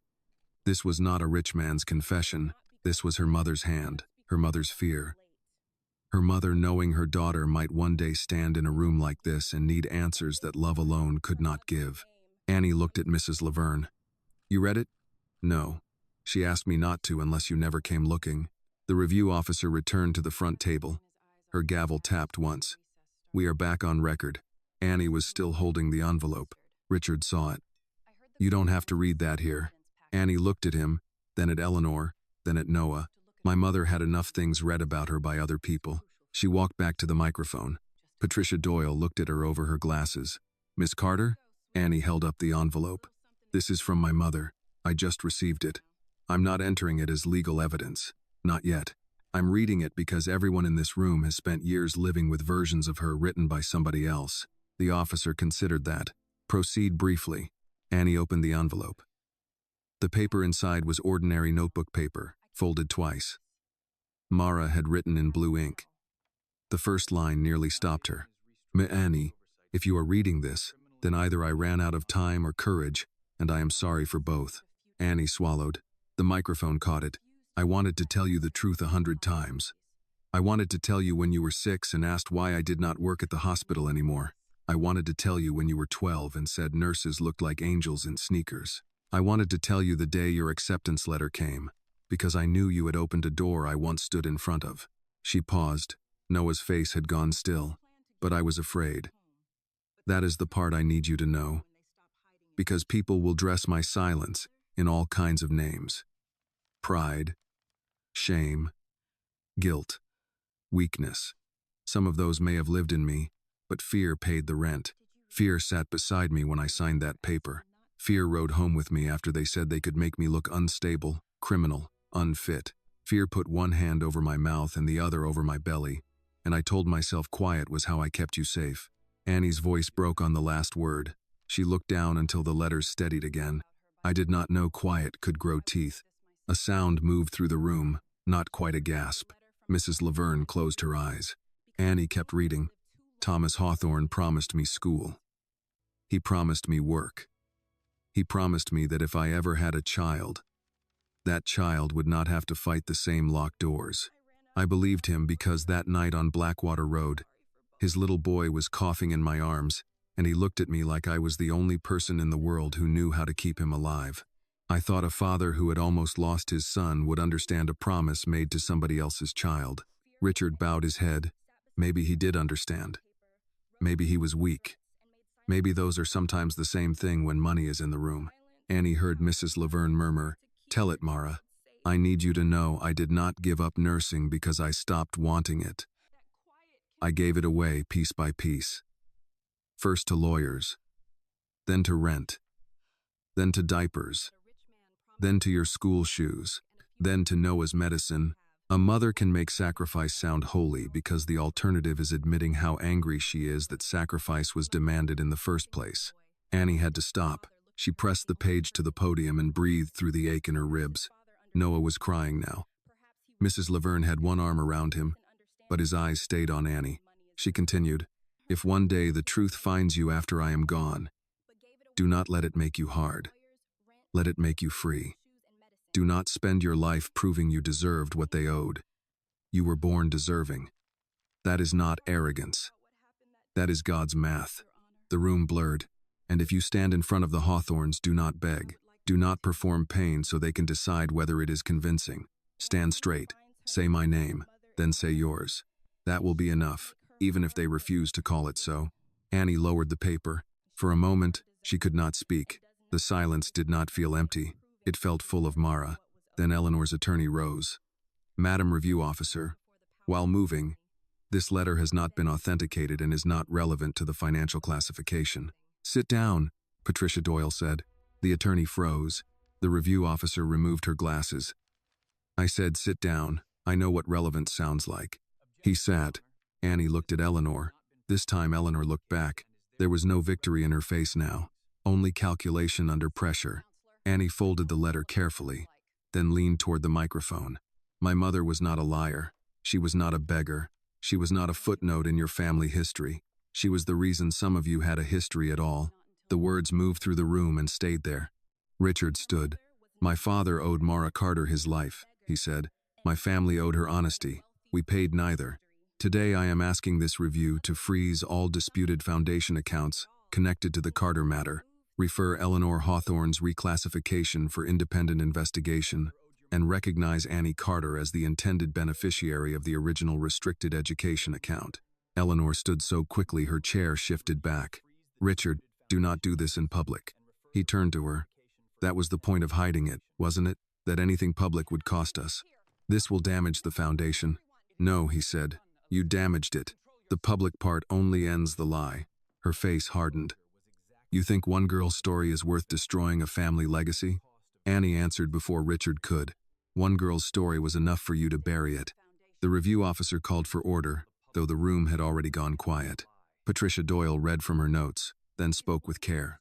"Based on the documents submitted, the recording presented for preliminary review, and testimony from Mr. Say, Monroe, this office finds sufficient cause to freeze the disputed account and refer the matter for independent legal examination. The intended beneficiary claim of Annie Carter will be preserved pending full review. Further, this office recommends inquiry into possible witness coercion, improper reclassification of restricted funds, and related conduct by Foundation leadership." Eleanor's attorney began objecting. Patricia Doyle raised one hand. "You may file your objections in writing." The gavel tapped. It was not over. Annie knew that. Rich families did not fall in one afternoon. Foundations did not confess because a girl cried into a microphone. There would be motions, statements, lawyers, delays, but something had shifted beyond Eleanor's control. Mara Carter's name was on the record. No one could put it fully back underground. Reporters surged as the hearing adjourned. Richard's attorney tried to clear a path, but Annie did not move right away. She walked to Eleanor instead. The older woman stood by her table, pale with anger, her pearls still perfect. Annie stopped in front of her. "You knew she was pregnant." Eleanor's jaw tightened. "I knew she claimed many things." "You knew." Eleanor looked over Annie's shoulder, searching for cameras, allies, exits. Annie stepped slightly to block her view. "I don't need you to confess to me. My mother already told me enough about what fear sounds like." Eleanor's eyes returned to her. "You have no idea what it costs to protect institutions," Eleanor said. Annie nodded slowly. "And you had no idea what it costs when institutions protect themselves from people." For once, Eleanor had no polished answer. Noah came to Annie's side and slipped his hand into hers. He looked at Eleanor with the blunt judgment only children could carry. "My mama wasn't a liar," he said. Eleanor looked at him, and something passed through her face too fast to name. Not remorse. Not yet. Maybe the first discomfort of being seen by someone too young to be impressed. "No," Richard said from behind them. She wasn't. Outside the courthouse, cameras waited. This time, when Annie stepped into the cold afternoon, she did not shrink from them. Mrs. Laverne stood on one side, Noah on the other, Richard a step back where he belonged. A reporter asked, "Miss Carter, do you feel justice was done today?" Annie thought of Mara's letter in her pocket, the badge against her palm, Caleb coughing through his testimony, Noah crying without sound, and her mother giving away a dream piece by piece. "No," she said. "Justice doesn't become fair just because it arrives late." The reporter blinked. "Then what was today?" Annie looked into the camera. "A beginning," she said. "And this time, my mother's name comes with it." The first thing Annie learned after the hearing was that a public beginning did not make private life simple. The reporters stayed outside the courthouse until Richard's attorney threatened to move them off the steps. Local news ran Mara's photograph that evening, the one from Street, Agnes, beside a headline that used the words "Hidden Account," "Industrial Incident," and "Hawthorne Foundation Review." People in Ashford read it over dinner, in recliners, at the diner counter, in church group messages, and in break rooms where Mara's name had once been spoken like a stain. By the next morning, some of them had changed their tone. Not all. Annie did not expect all. A woman from the grocery store left a paper bag of canned goods outside the temporary apartment, with no note. A retired street Agnes nurse called Mrs. Laverne and admitted she remembered Mara, remembered the day Mara stopped coming in, remembered thinking something was wrong but saying nothing because she had 2 kids and needed her job. Derek Cole sent one text saying, "I'm sorry about everything." Annie read it, set the phone down, and did not answer. Marvin Pike did not text. He came in person 3 days later, standing outside the apartment building with his cap in his hands and his shoulders pulled high against the cold. Richard had arranged for a security officer to sit in an unmarked car near the curb, but Annie told him not to interfere unless Marvin got stupid. Marvin looked older without the diner counter in front of him. "I won't take much of your time," he said. "You already took more than you were owed." He nodded like he had practiced for that and still deserved it. "My sister found something. From my mama's things." He held out a photograph. Annie did not take it at first. Marvin swallowed and placed it on the porch railing. The picture was old, color faded, corners bent. In it, a younger Mara Carter stood near an ambulance, one arm around a woman wrapped in a blanket. The woman's face was turned sideways, but Annie recognized Marvin's narrow mouth in the shape of hers. "My mama," Marvin said. "She worked cleanup near Blackwater. I didn't know she was there that night. She never talked about it. My sister says she used to say a woman from Street. Agnes got her uphill before the fumes got bad." Annie looked at the photo. Mara again. Holding someone up. Always holding someone up. Marvin cleared his throat. "So I guess my mama lived because of yours." Annie's voice stayed even. "Looks that way. I didn't know." She looked at him then. "You didn't ask." His face tightened, but he did not defend himself. That was the closest thing to growth Annie expected from a man like Marvin Pike. "No," he said. "I didn't." He touched the brim of his cap. "I was wrong about her. Yes. And about you. Yes." He waited, maybe for forgiveness, maybe for release. Annie gave him neither. Not because she wanted to be cruel, but because she was tired of being asked to clean up other people's shame. "You can leave the picture," she said. "Noah should see who his mother helped." Marvin nodded. He put the cap back on and walked away with nothing in his hands. Annie watched him go and felt no triumph. Only space. Small, but real. The legal review moved slower after that, because lawyers had a talent for making truth walk through mud, but Richard kept his word. Eleanor was removed from active leadership of the Hawthorne Foundation pending investigation.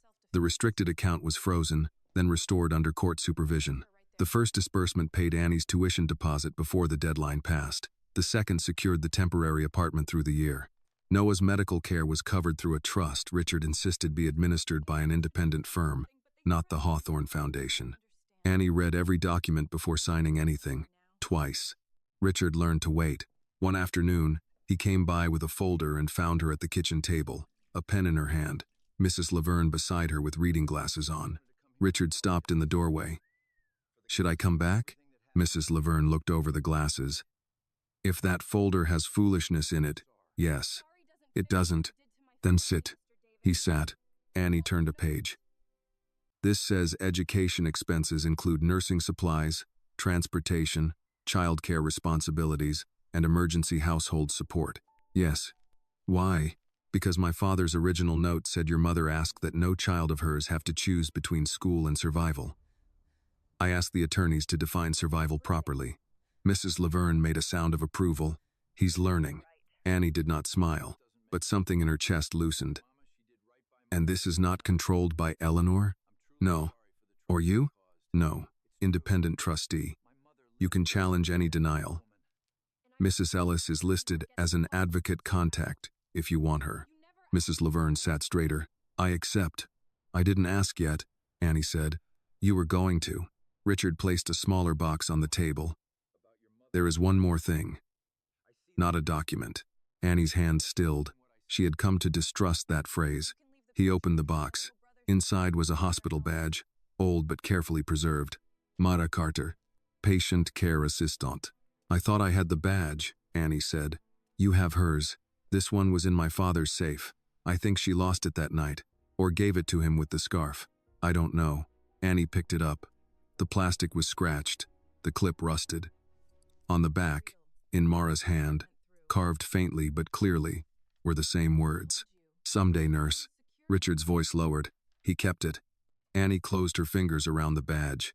She did not cry right away. Tears had become less obedient lately. They came when dishes were drying, when Noah laughed, when a grocery store song reminded her of Mara humming. "He kept her dream," Annie said. "Yes." "And hid mine." Richard looked down. "Yes." The honesty mattered. It did not fix, but it mattered. Annie placed the badge beside the first one. 2 small pieces of plastic. 2 witnesses. Spring arrived late in Ashford. Snow melted from the curbs in dirty piles. The closed mill still stood. Cole's diner still served coffee. People still talked. But a new sign went up outside the community center near Mrs. Laverne's church in April. Mara Carter Future Fund. Scholarship and training support for working students and caregivers. Annie stood across the street when the sign was installed, Noah beside her eating a peanut butter cracker. He tilted his head. "Mama's name is big." Annie looked at the letters. "Yes, it is. Bigger than Hawthorne." Richard, standing a few feet behind them, heard and said, "As it should be." Noah considered that, then nodded like Richard had passed a test. The first scholarship ceremony took place 6 months later, in the Ashford High Auditorium. Not the grand hall Eleanor would have chosen. No marble, no chandeliers, no donor wall. Just folding chairs, a stage with scuffed wood, a flag in the corner, and a sound system that popped twice before working. Annie liked it better that way. Mara had lived in rooms like this, rooms that smelled faintly of floor wax and old paper, where working people came straight from shifts and children kicked the backs of chairs. Annie wore the navy dress again. It had been altered slightly by Mrs. Alvarez's cousin, who refused payment and said Mara had once brought soup to her mother after surgery. Noah wore a button-down shirt and kept touching the collar like it had personally offended him. Mrs. Laverne sat in the front row with a program folded in her lap and tissues ready. Richard sat 2 rows back, not on the stage. By Annie's request. He had not argued. 5 students received scholarships that evening. A single father training in HVAC. A woman in her 50s starting medical billing classes after losing factory work. 2 high school seniors. 1 home health aide entering nursing school. When Annie's turn came, she walked to the podium and adjusted the microphone herself. That small click still meant something to her. She looked out at the room. Some faces she knew. Some she did not. Marvin Pike stood at the back wall, holding his cap. Derek Cole sat near the aisle, eyes lowered. The retired street. Agnes Nurse was there too, crying before anyone had started. Annie unfolded 1 page, then changed her mind and set it aside. "For years," she said, "people called my mother poor like that was the whole story. Poor was never who she was. Poor was what happened when powerful people took what they owed and called it silence. The room held still. My mother wanted to be a nurse. She saved lives before anyone gave her the title. Then she spent the rest of her life making sure my brother and I stayed fed, warm, and as safe as she could make us. I used to think that meant she had given up her dream. Now I think she hid it where nobody could steal it completely. Her hand moved to the badge pinned inside her jacket, close to her heart. This fund is not charity. It is memory with its back straight. It is a door held open for people who have been told they should be grateful for standing in the hallway. And it carries my mother's name because Mara Carter was not a rumor, not a risk, not an exposure. She was a woman who stood in danger and chose people. Noah wiped his face with his sleeve. Mrs. Laverne handed him a tissue without looking away from Annie. Annie took a breath. And to every student receiving help tonight, you do not have to perform pain to deserve support. You do not have to be perfect to be worthy. You do not have to apologize for needing a future. Someone should have told my mother that. So I'm telling you.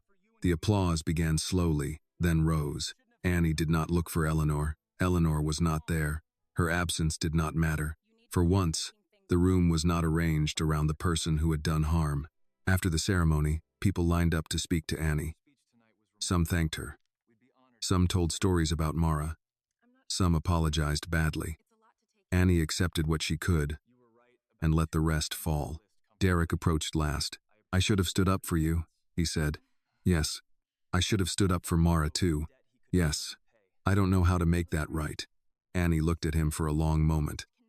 Start with the next girl behind your counter. He nodded. I can do that. You better. Later, when the auditorium emptied, Richard found Annie near the stage.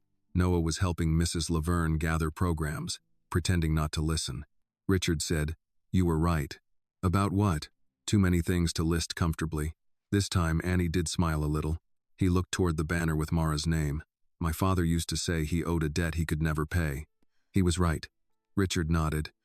I know. Annie appreciated that he did not try to turn the evening into his redemption. But, she said, he started something. You finished part of it. Part? Don't get comfortable, Mr. Hawthorne. There are a lot of locked doors. For the first time, his smile reached his eyes. Then I suppose we keep working. Annie did not answer, but she did not disagree. That night, back at the apartment, Noah fell asleep on the couch in his button-down shirt, one hand resting on the program with Mara's name across the front. Annie loosened his collar and covered him with a blanket. On the coffee table lay one of Noah's drawings from earlier that week. He had drawn Annie in blue scrubs, a stethoscope around her neck, and Mara standing behind her with one hand on Annie's shoulder. Above them was a plane with Mama on the wing. At the bottom, in Noah's careful handwriting, he had written, Mama's dream came home. Annie picked up the drawing and sat with it for a long time. Then she took Mara's 2 badges from her bag and placed them beside her nursing school packet on the table. Orientation was Monday. Her books had been ordered. Noah's medication was full. The rent was paid. None of it erased the years. None of it made late justice fair. But it was real. Annie looked at her mother's photograph, the one from Street Agnes, and for the first time since Mara died, she did not only see exhaustion in her face. She saw the woman on Blackwater Road, the woman in the letter, the woman who had been afraid and brave at the same time. Some people would say Annie Carter was lucky. Lucky that a billionaire found her. Lucky that a letter survived. Lucky that someone rich finally decided to do the right thing. But luck was the wrong word. Annie was not given a future. Her mother had paid for it years ago, with her name, her dream, and every exhausted breath she took, trying to keep her children alive. The world had not handed Annie mercy. It had returned a debt.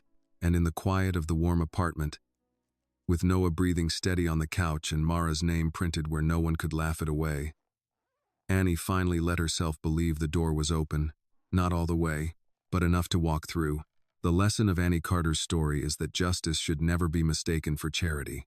When powerful people hide the truth, the cost is often paid by those with the least protection: mothers, children, workers, and families already struggling to survive.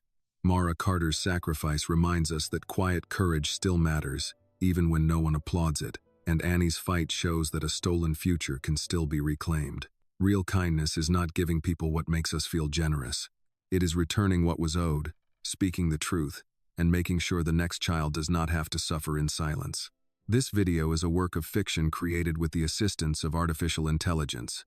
All characters, events, and situations are not real and do not represent any actual people or true stories. The content is intended for storytelling and emotional illustration only.